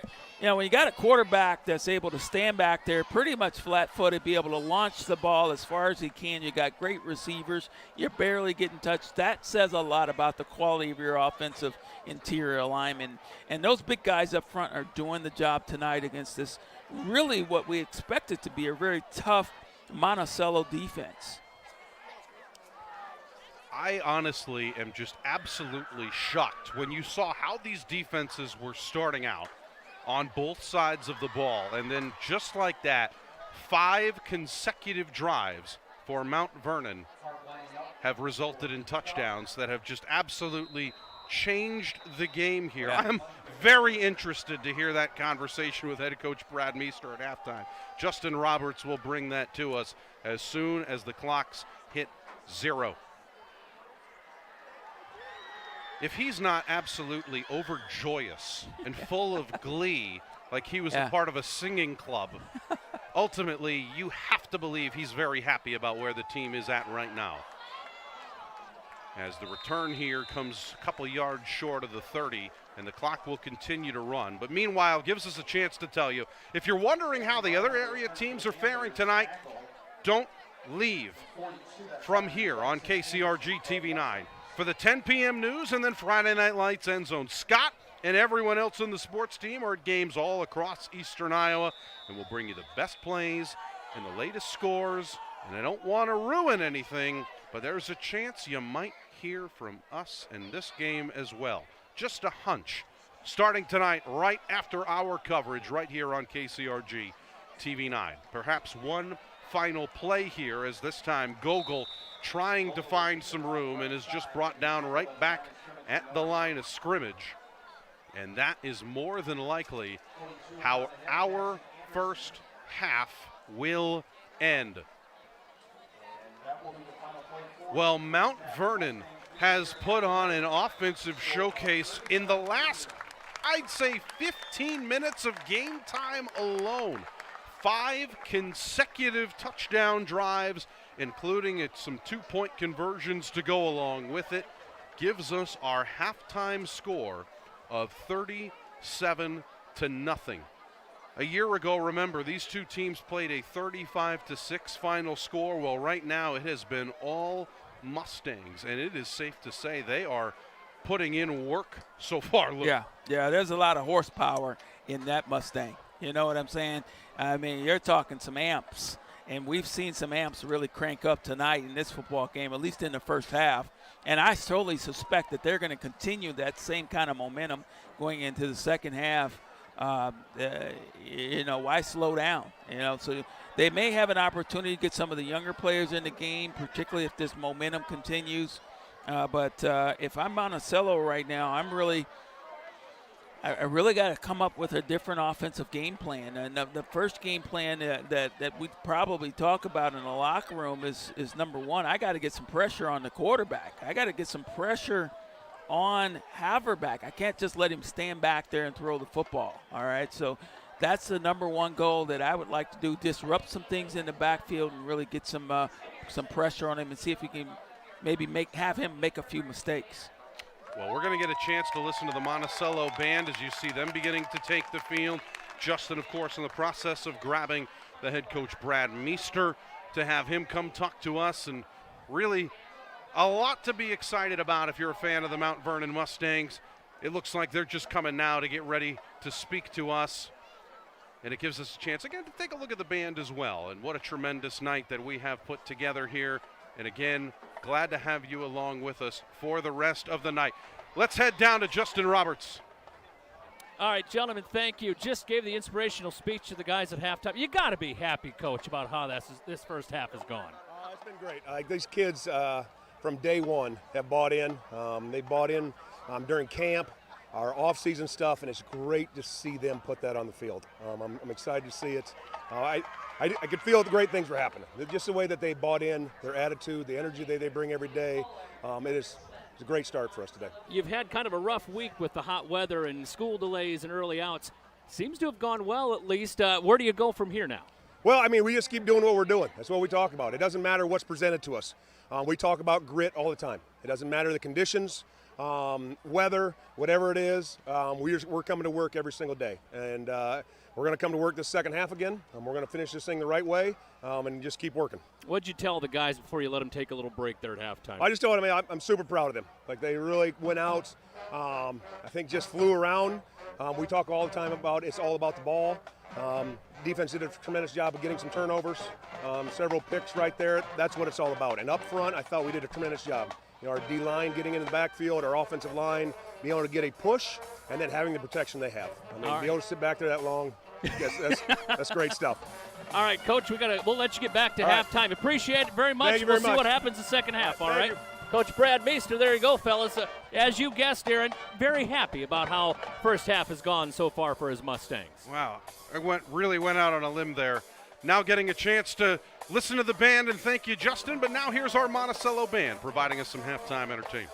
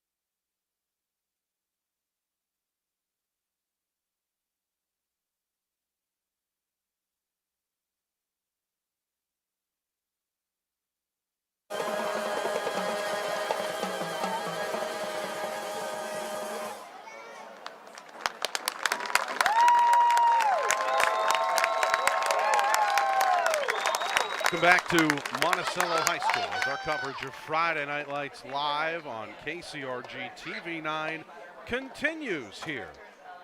It's a little bit of a lopsided score here at halftime. Aaron Scheibler, Sweet Lou Montgomery, Justin Roberts joining us from the sideline.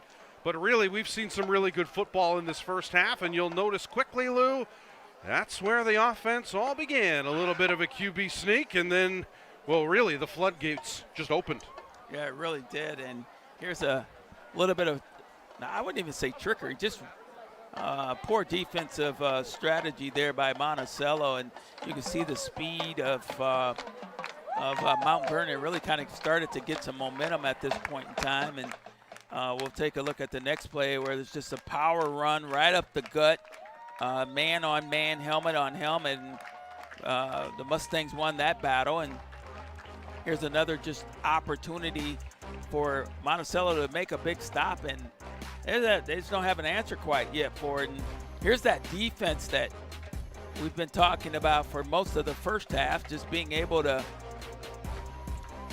continue to put pressure on the quarterback. And here's your guy right here. Yeah, this is my guy. I mean, I'm starting to like this young man. He's really a tough runner, not a big guy, but more importantly, he's a quick, fast, great vision, runs low to the ground, and he's just my kind of guy, you know. And here's another opportunity. As you can see there, just a long bomb pass down the middle where Haverback has just been able to stand back there and pick his receivers.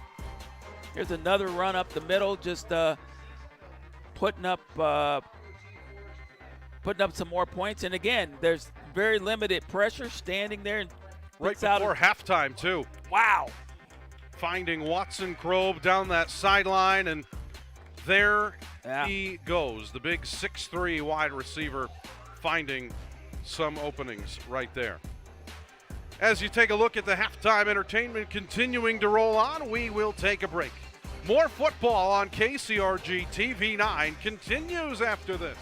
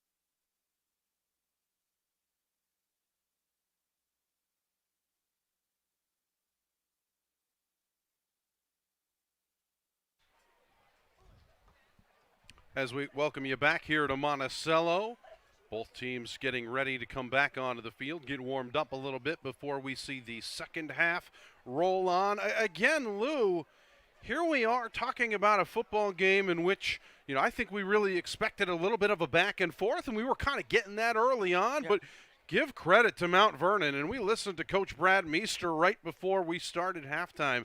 ultimately they have really figured it out, and they're starting to play really hard. Yeah, they really are. And what I like about this Mustang team is that they really are resilient. I mean, they keep going. They've been experimenting with some things, at least in the first couple series of the game, and they found what works. And I think that's important for any offense. Find out what works, and they got it figured out pretty quick. 5 consecutive touchdown drives, including one done in 51 seconds. We'll take a break. When we come back, we'll get you ready for the second half for our game of the week here on KCRG-TV9 and Friday Night Lights Live.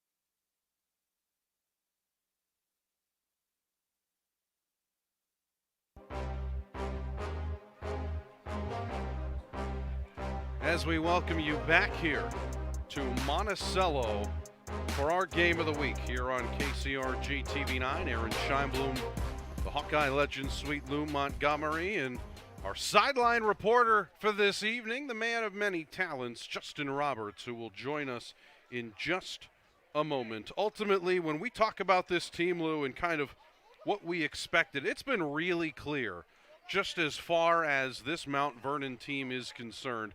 You know, we talked about how the weather was a factor. We talked about the importance of mental reps. And one of the things when you and I were talking with Brad Meester just last night, we were talking about, you know, how do you really get a high school kid to buy into the idea of mental reps? Yeah. And what he was talking about was essentially saying, hey, I played 14 seasons in the NFL.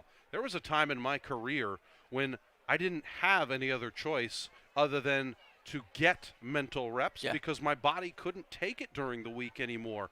Having someone like that to listen to, Lou, it's like when I listen to you, right? You know these words mean something, and it comes a little bit different from someone who you know has that firsthand experience. Yeah, and I first of all, I appreciate that, and more importantly, you're right. You know, over time, when you've had somebody who's gone through the trials and tribulations that you might face on the football field, it does have it has a different impact. It has a true meaning to it.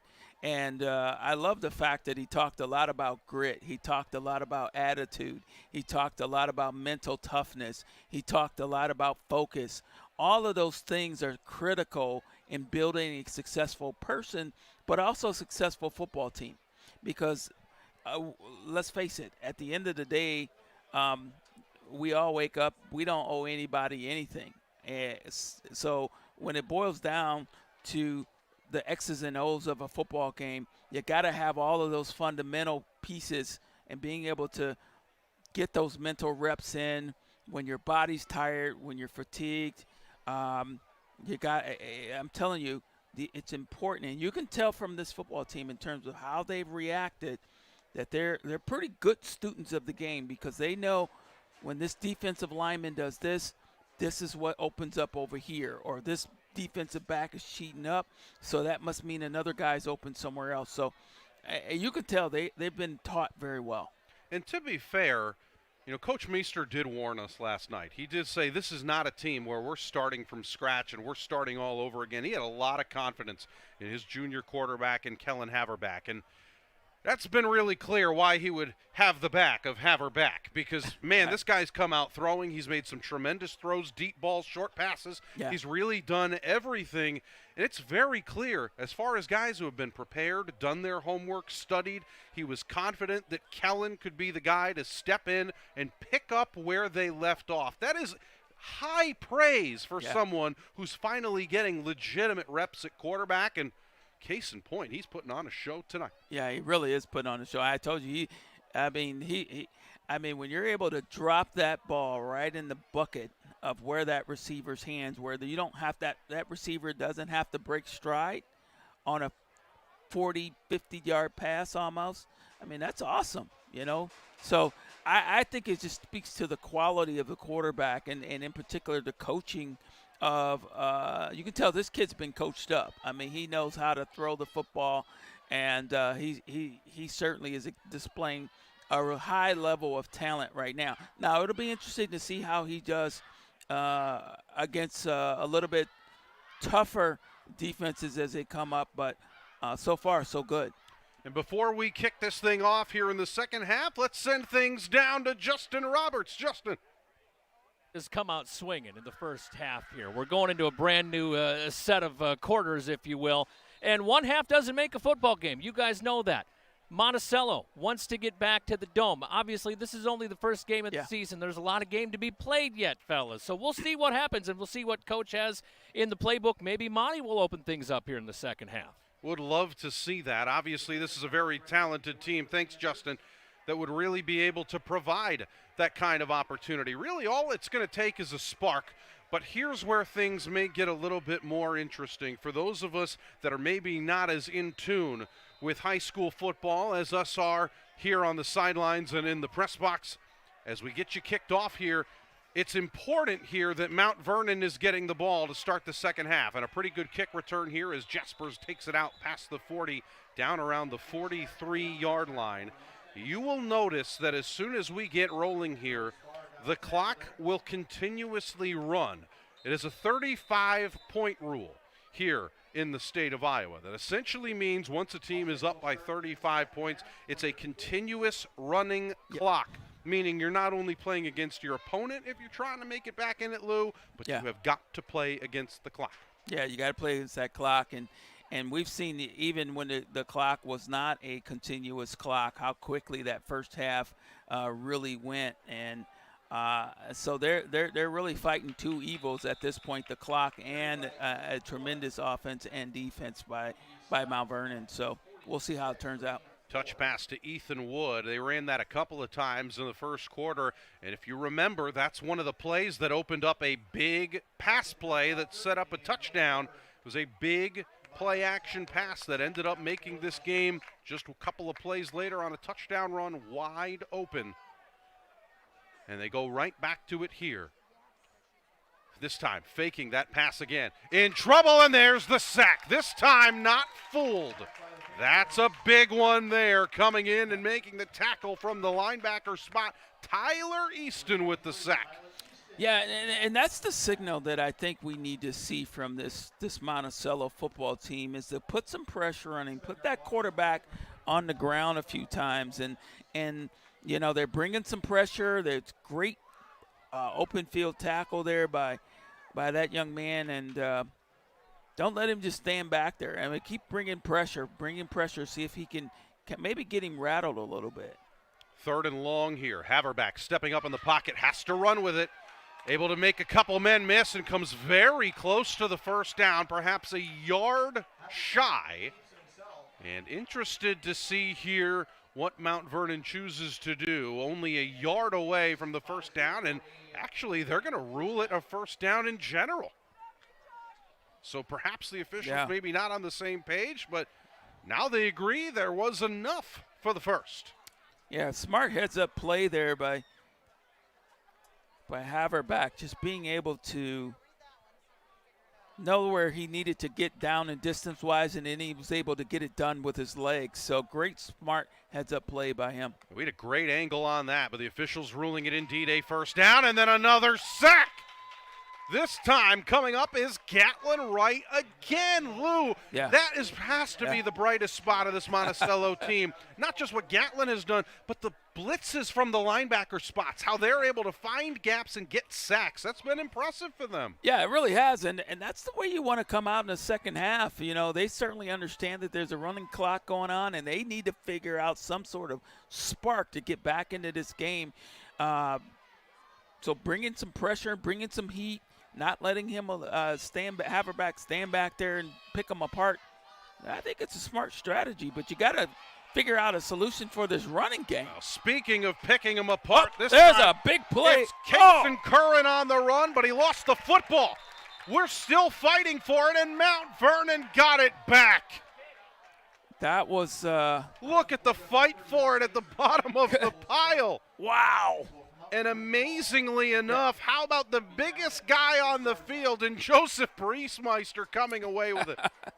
Well, great effort there. I mean, that could have been a turning point right there that Monticello really could have probably utilized when you got guys like this, maybe not got a lot of reps so far and not used to tucking that ball tight.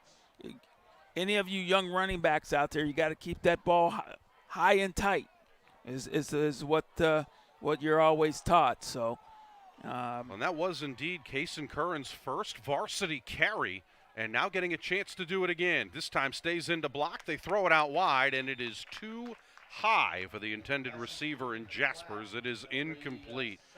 Well, I know we talked about it in the pregame show. As you get one more look at it, Lou, here's that run again, and the ball just coming right out.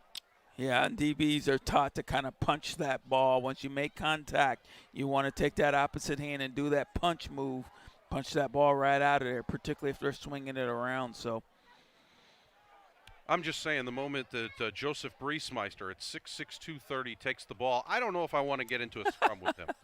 Nah, none of us does. He's a big, good-looking kid there, and certainly great hustle by him getting down the field. Curran getting another chance at it here. Fighting forward down at the 1. So we'll see if Kason can find himself into the end zone here, perhaps. Coming up on 3rd and goal from the 1. And this is why we said that Mount Vernon getting the ball here to start the second half is so significant. Should they come away with points here, which they're a yard away from doing, that would make this awfully tough to get out of a running clock situation. And Kason Curran, case in point. Touchdown, Mount Vernon again.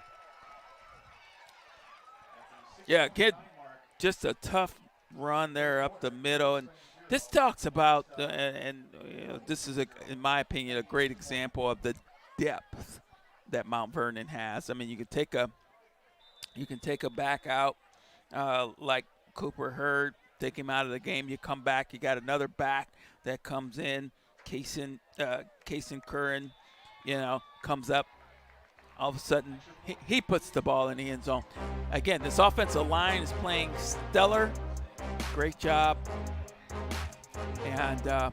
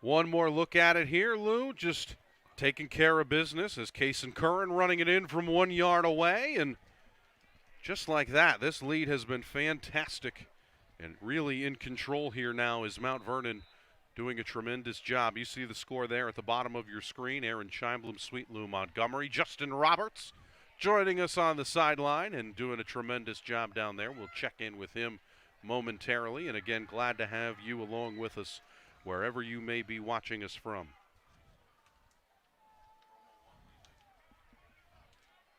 As here on the kickoff return, the ball comes up to about the 30-yard line, and that is where Monticello will start. Tune in this Monday for our next edition of On Iowa Live, featuring my partner standing right next to me in Sweet Lou Montgomery as they break down the weekend's Hawkeye action and much more. And there will be much to talk about. You won't see it this week, but you will see it next week. Mondays at 6:30, you can join them on the southwest side of Union Station, or you can watch it on KCRG 9.2. And you are a nice addition to that show, Lou. I will say, you always provide just a little bit extra. That's just what people need, just a little bit of Lou. As we run here up to the left side, and it's a gain of 5. We'll call it 2nd and 5, maybe 4, depending on the spot. Yeah. Well, I certainly appreciate that, and that certainly is an honor to be with Scott Dockerman and certainly Scott Sabo, both really tremendously class acts across the board, and not only good professionals in terms of what they do, but class people as well. And I love associating with them. Certainly going to learn a lot. I don't look as good as Marvin does, but certainly got to remember I'm a fullback. So, well, it's all in the eye of the beholder, right? As that pass is incomplete on 2nd and 4 to make it 3rd down. And again, worth mentioning, even though on the incomplete pass the clock will continue to run, that is because of the lead that Mount Vernon has right now after eclipsing that 35-point mark. Everything essentially up until the quarter is over for the most part, outside of any injury. The clock's going to run in basically every situation here. But still an opportunity here for Mount Vernon to run their offense, try and put some things together. Setting up a screen pass out wide. That one is caught and pretty well done here. And able to pick up a 1st down is Monticello. As coming away with the catch and run there is Alex Jamison, his first varsity catch. Yeah, and I think I think this is what Monticello maybe should have tried to do maybe in the first half. I mean, pick up 5-yard increments. Let's get my offense into some sort of rhythm. And they fell behind there, and once they started falling behind, they got really behind. And certainly right now, they're in a deep hole right now with a running clock. So, as you see, the run that time not going for much here, and it will bring up a 2nd and 10. And ultimately, you have to give credit where credit is due. These Mount Vernon Mustangs, they were confident that they would be able to have the right pieces put in place. Both of these teams lost a lot from a year ago. There's really no other way to say it. And it's also worth mentioning, too, we really haven't had the chance to talk about it. Monticello really challenged themselves with this matchup. This, of course, the 2nd consecutive year that these two teams have faced off against one another, as the screen pass that time doesn't go for much. Looking for Jaron McElmeal on the catch. It'll bring up a 3rd and long. But really, in talking with head coach Wes Wilson, as you take a look at the replay real quick here, Lou. Yeah, again, just trying that little middle screen there, but the Mustangs just kind of had it all sniffed out. Well, Wes Wilson was very honest in saying he knew that this team that they were going up against in Mount Vernon was going to be very well coached and very talented. However, it is worth mentioning that, they're a 2A team as far as Iowa is concerned. Mount Vernon, a Class 3A team, and mind you, ranked number 5 according to the outstanding team at the Gazette, led by Mr. Linder himself. But all of those staff really do a tremendous job putting that together, as we're going to see a quick 4th and short here. Long story short, Wes Wilson made it clear we're going up against these guys because they're tremendous. It's a great opportunity to test ourselves. And when they called and asked if we were interested in a game like this and a series like this, Coach Wilson wasted no time in saying absolutely yes. That speaks volumes in and of itself.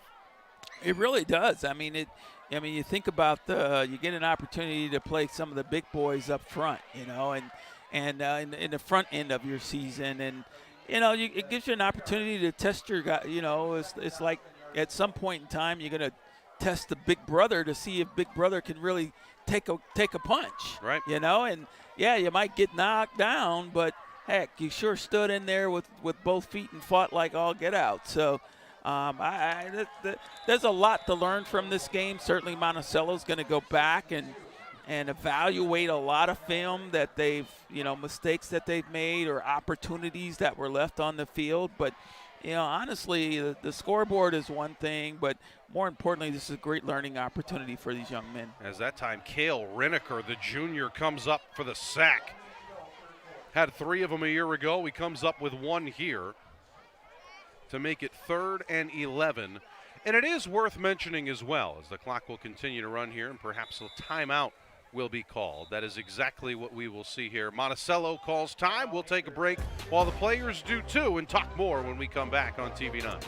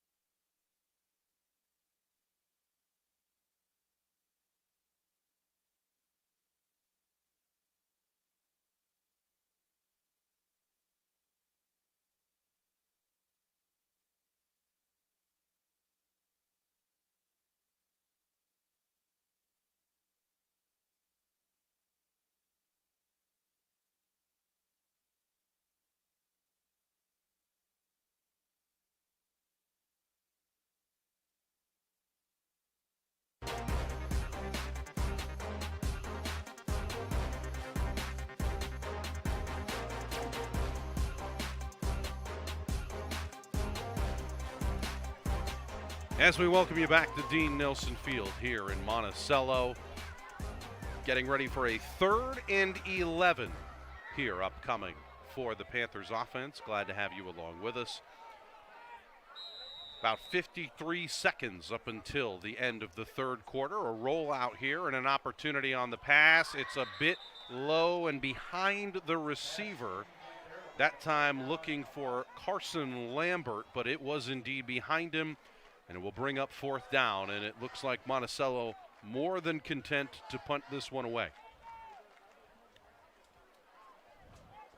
But it is worth mentioning as well, and this is one of those things that we were talking about relatively briefly, is that this is not going to impact Monticello's goals for the season. This is a team that still has a very high level of success, and despite the fact that this game will be remembered on the scoreboard as seemingly lopsided, it will not change anything as far as their season aspirations. And we'll tell you more about that when we come back from break after this. Our game of the week here on KCRG-TV9 for Friday Night Lights Live has been the Mount Vernon Mustang Show. 4th quarter after this.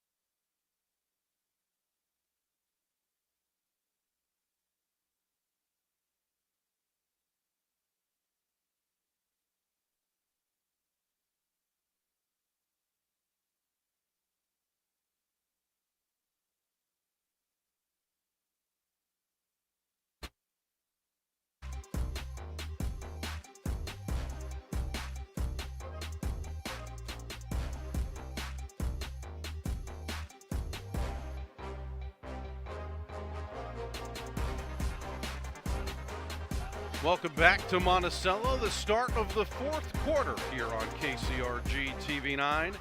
Aaron Scheinblum alongside the Hawkeye legend himself and the newest cast member of On Iowa Live, Sweet Lou Montgomery. And the third man in our crew, Justin Roberts, down on the field. Justin, what do you got? I got to tell you, it's a beautiful night out here. We've watched an amazing game. It's amazing how Mount Vernon has just come out swinging. You know, a lot of question marks with a brand new coach. How is it going to maintain from making that run to the Dome last year? Were they going to be able to do it again? Certainly it looks like it's on pace right now, but as you were saying, this is definitely a teachable moment for Monticello to be able to still stay in it. We got a great crowd on Monticello side, but I'm going to step off camera. Look at the crowd that's still here from Mount Vernon, too. They're still going to hang it for the next 12 minutes, and we hope you'll do the same as you're watching us at home. Some great football on a beautiful night here in Eastern Iowa. Yeah, thanks for that, Justin. I couldn't agree more. I mean, both of these teams have really a lot to be proud of and also a lot to play for. And, Lou, it is worth mentioning, again, we talk about these teams being at different classes, right? Ultimately, Monticello's outcome tonight will not change how they will work the rest of the season. And the best way I can describe it is their goal is to start with a district championship and then make a run towards the Dome once again. That will not have any impact on tonight's game. This is simply going to go down as a loss, but perhaps something to build on moving forward. Yeah, absolutely. And I'll tell you one thing. One of the things I learned at a very, very young age is this. It's not how you start. It's ultimately how you finish. And if you really think about that concept, they may start, clearly they're going to start with a loss, but it really will depend on how they mature over the course of the season to get them in the right position to win in the end. So I think this is going to be a quality football program. I think we're going to hear a lot about Monticello in the weeks to come. And there's somebody that's going to take this game and use it as a learning and a stepping stone for them. But, certainly it's not how you start. It's really how you finish. Well, you talk about taking the opportunities and really allowing yourself to really figure it out. Well, allow us to introduce you to the new quarterback that Mount Vernon has put in, a name perhaps you might recognize as that ball is caught. And fighting forward that time for the first down, off we goes William Goodlove. Tommy Romberg is in at quarterback here for the Mustangs. And then obviously you're familiar with the Romberg name. Just a year ago, their starting quarterback, Joey Romberg, pretty tremendous in his own right. Now Tommy getting a chance to get some reps here at the shotgun spot.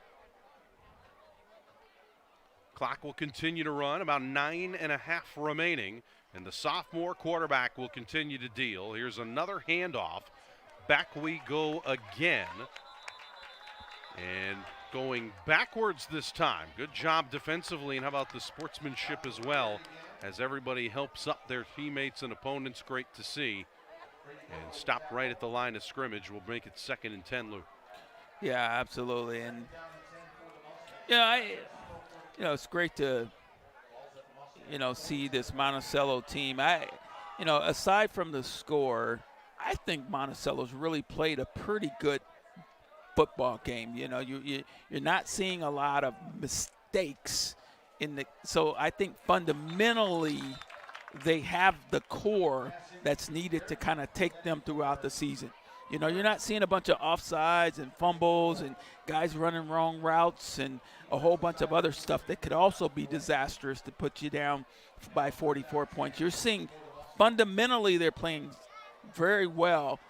On the other side of the ball, you're just going up against a bigger, stronger, more talented opponent. As the clock continues to run here, so a 3rd and 10 upcoming. And you see Mount Vernon using 4 wide receivers here, and then that one running back from the pistol formation. Romberg's going to throw.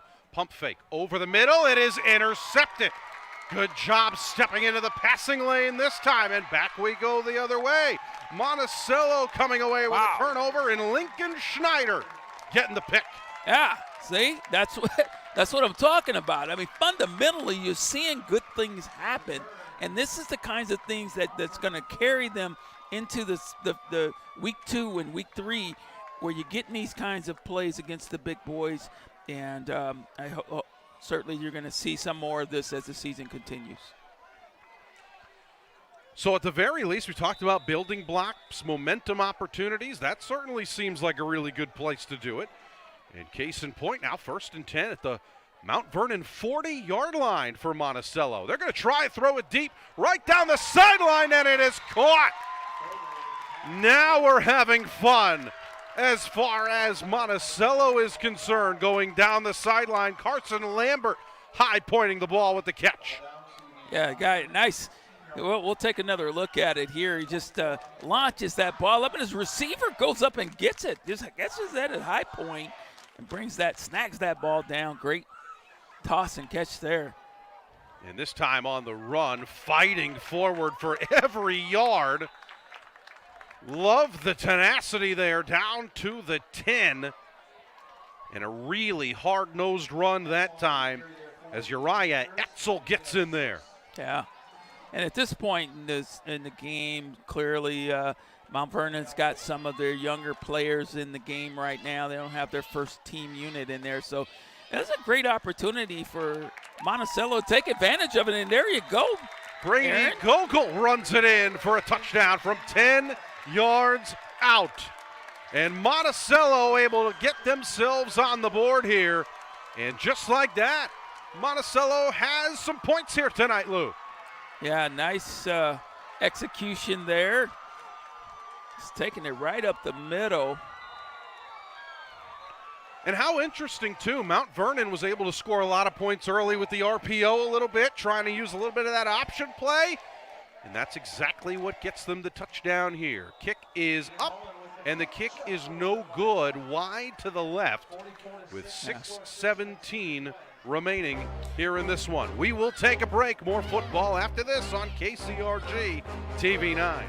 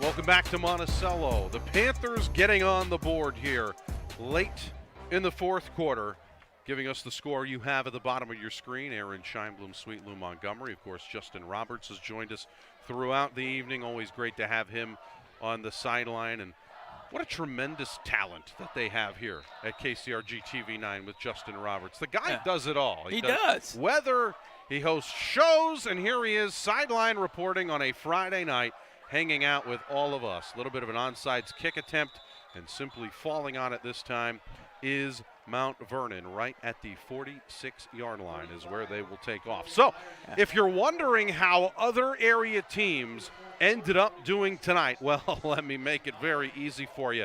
You don't have to go anywhere. Stay with us here on KCRG-TV9 for the 10 o'clock news and then Friday Night Lights and Zone as Scott and the rest of the team are at games all across eastern Iowa, and we'll bring you the best plays and the latest scores. Always entertaining to listen and watch with us here on KCRG-TV9. 5.5 to go as they run a quick little run play, a little redirection. Wow. And into the second level we go here. That's Jacob Yock moving forward. Gets past the 40. Yeah. Comes up with a first down. Well, it's great to have an opportunity like this to just preview some of your future talent, and certainly he's a younger player on this squad, and getting an opportunity, some real game life experience for him, and he's got some shake and bake in there, man. What a good cut.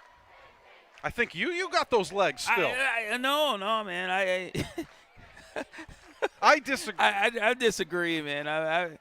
I know my limitations are limited at this point. Well, there goes Jacob again. Another good run for him, picking up another first down. I'm the guy that you see. Do you take the stair or the elevator? You know, I'm standing there looking up at the elevator, but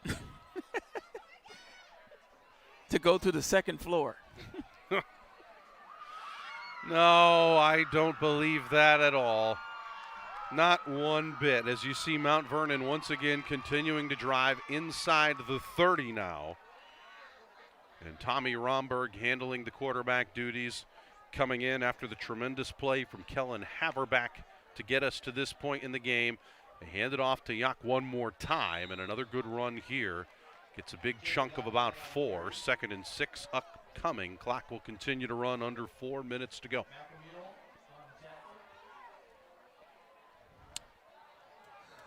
Well, you certainly cannot question, Lou, the heart that we have seen here from Monticello. And I know it's one of those cliches, as you see a lot of different Panthers now, the second unit coming in, getting some reps as well.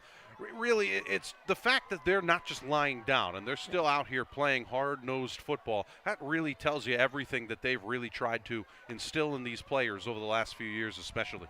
Well, I tell you what, we couldn't have two more quality coaches teaching these young people. You know, we had an opportunity to talk to both coaches over the last couple days, and I tell you what, I was equally impressed by their passion for the kids and how they were taking very precautionary actions, particularly with the heat, but more importantly, the types of things that they were teaching the young kids. So I feel, if anything, and I'm a parent myself, but you know, I would certainly like to see my kid being coached by either one of these coaches, because you hear a lot of the things that you know, that really makes you know that these coaches care about the students and the players. As a flag is on the play here, clock will continue to run, and they'll call that a hold on Mount Vernon. But I think you're exactly right, and the reality is you can't get higher praise than that when there are guys who really want to play for you. And it was only a few years ago, Lou, where I remember vividly, we were talking to head coach Wes Wilson. He said, you know, when I came here, there were 17 guys in the program. Yeah. That's what we had. Look at where they're at now and the success that they have to go along with it. It really speaks to the fact that, hey, when you've got something building, when you've got good people around you, that's huge. Others will gravitate to it. Huge. Romberg throwing deep down the sideline and just knocked away, incomplete on 3rd and 11. It will bring up 4th down, and based on what we have seen already, you have to believe Mount Vernon will take the opportunity to just run one more play here offensively. Yeah, like you said, it's great to see them.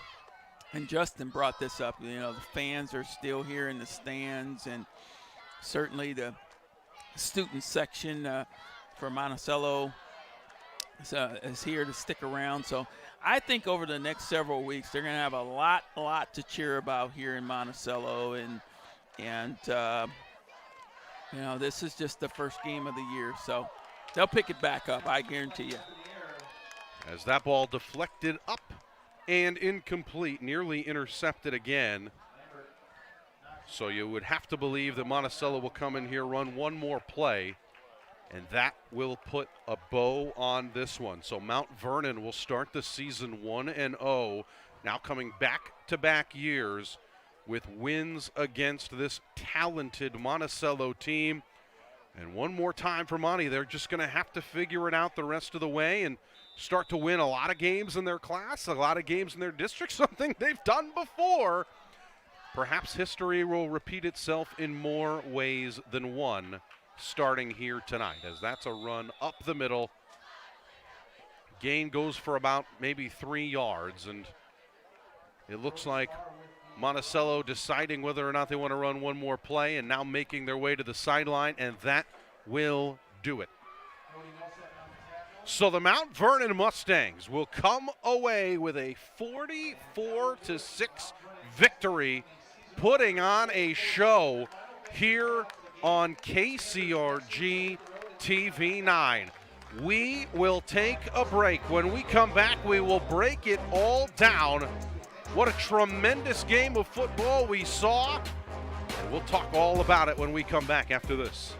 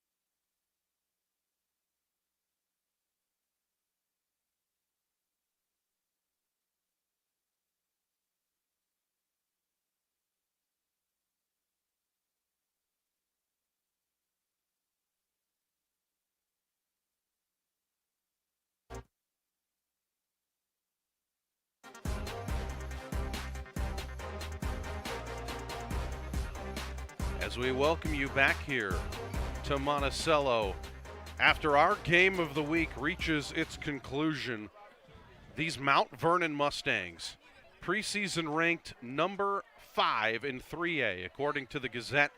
And I will tell you, if this is 5, Yeah. I would love to see the 4 teams above them, Lou. Yeah. Unbelievable stuff that we saw here from the Mount Vernon Mustangs. It was really all about the effort that they put in, especially in that first half, coming away with 37 points in that first half. It's awfully difficult to come back from, but really Mount Vernon just did everything they knew they needed to do, and they were running some really good plays and running fast and hard. Yeah, just right up the middle of that Monticello defense, and certainly heads-up play there by the Mustangs being able to recover that football.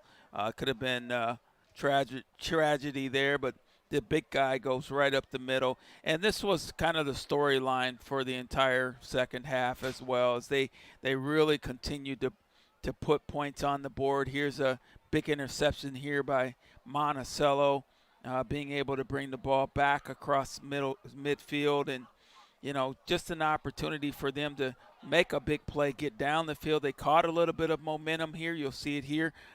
Big run up the middle there by the quarterback, getting it in the end zone. But just too much horsepower in this Mustang offense to really do very much. So, no, they have every reason to celebrate, as you see the students who have made the trip getting ready to celebrate with their team, and certainly a reason to be happy and go home exactly that way. We will take a break. When we'll come back, we will listen to the head coach as well as one of these outstanding players here from Mount Vernon. More after this on TV9.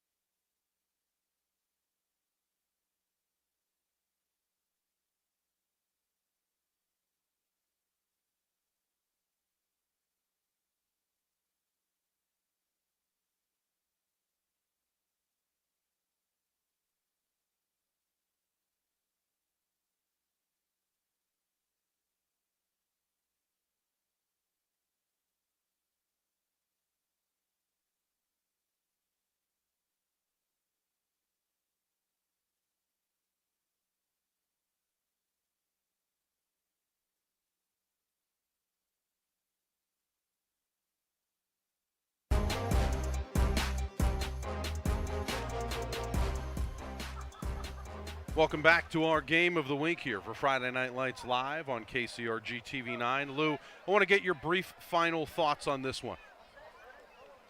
Make it quick. Yeah, absolutely. Great effort by Monticello. And, they played well, but opportunities will come in the future. And if you're Mount Vernon, great execution. And now we go ahead and send things down to Justin Roberts, who is with one of our outstanding players and Lou's new favorite. Here we are. Cooper, how are you, my friend? Cooper Hurt, grab that thing, talking that magic talking stick. First night, first win. Tell me about it. Feels great. Great O-line, great holes, everything. It's pretty easy when the holes are that big, and I think we got a really great win tonight. By the way, I just want to point out, I'm 5'10", you're 5'9". Little guys can actually do things on a football field. Practice-wise, this week, dealing with hot weather, you're coming here on the road for the opening game. You're ready to take on the rest of the season just like you did tonight? Right, yeah, it was hard all week. We had really hot practices, everything. We practiced early in the morning, got up, always grinding away at that, building some grit, and it was great. Well, I'll take the microphone. Right. You enjoy it. Cooper, thank you much. Do we have time for Coach real quick, guys? Coach, come on over here. Cooper, we're going to bring Coach in. You got to follow Coop. Coach, congratulations. Thank you. Night one, big win. Tell me, how does it feel? It feels awesome. It really does. Just super excited, super proud of this group. I told them that. Just proud of how they played out here. They came in this offseason, worked hard, bought in, and it came out on the field tonight. So I'm just proud. But we still got a lot of work to do. We're going to get back to work, and they know that. That's what I love about them. Well, hey, we appreciate it. Thanks for making time for us tonight. I know you got the whole town of Mount Vernon is at midfield right now. I'm going to let you go talk to him. Coach, thank you so much for making time for us. We'll see you down the road, all right? All smiles tonight, fellas. I'm going to set that down right here. All smiles tonight for Mount Vernon. What a way to open a brand new season with a brand new coaching staff. Yeah, Justin, thank you very much for everything you were able to bring to us here tonight. Just an absolutely tremendous effort that we saw here from these Mount Vernon Mustangs. Again, glad to have you along with us. What a tremendous night of football that we got a chance to see here, Lou and Justin. I got to be honest, number one, I wouldn't do it with anyone else. This was a tremendous experience for all three of us to be able to do it together. But really, Justin, let me just say thank you very much for being here. You did an amazing job. Very happy to be able to do this. And Lou as well. Yeah. I always love being with you, my friend. Likewise. I'll come back and do it again next year for the opening game, but otherwise I got to sleep because I got to catch up between now and Tuesday. Yeah, well, get to bed. Well, sincerely, on behalf of everyone that made this broadcast possible here tonight, everyone that was on a camera, everyone in the truck, obviously including Aaron Rooney, our executive producer, Mike Curran, the technical director, as well as Deke Hagan, the crew lead. There's your final score. Mount Vernon getting the win 44-6. Thanks for being with us here on KCRG-TV9.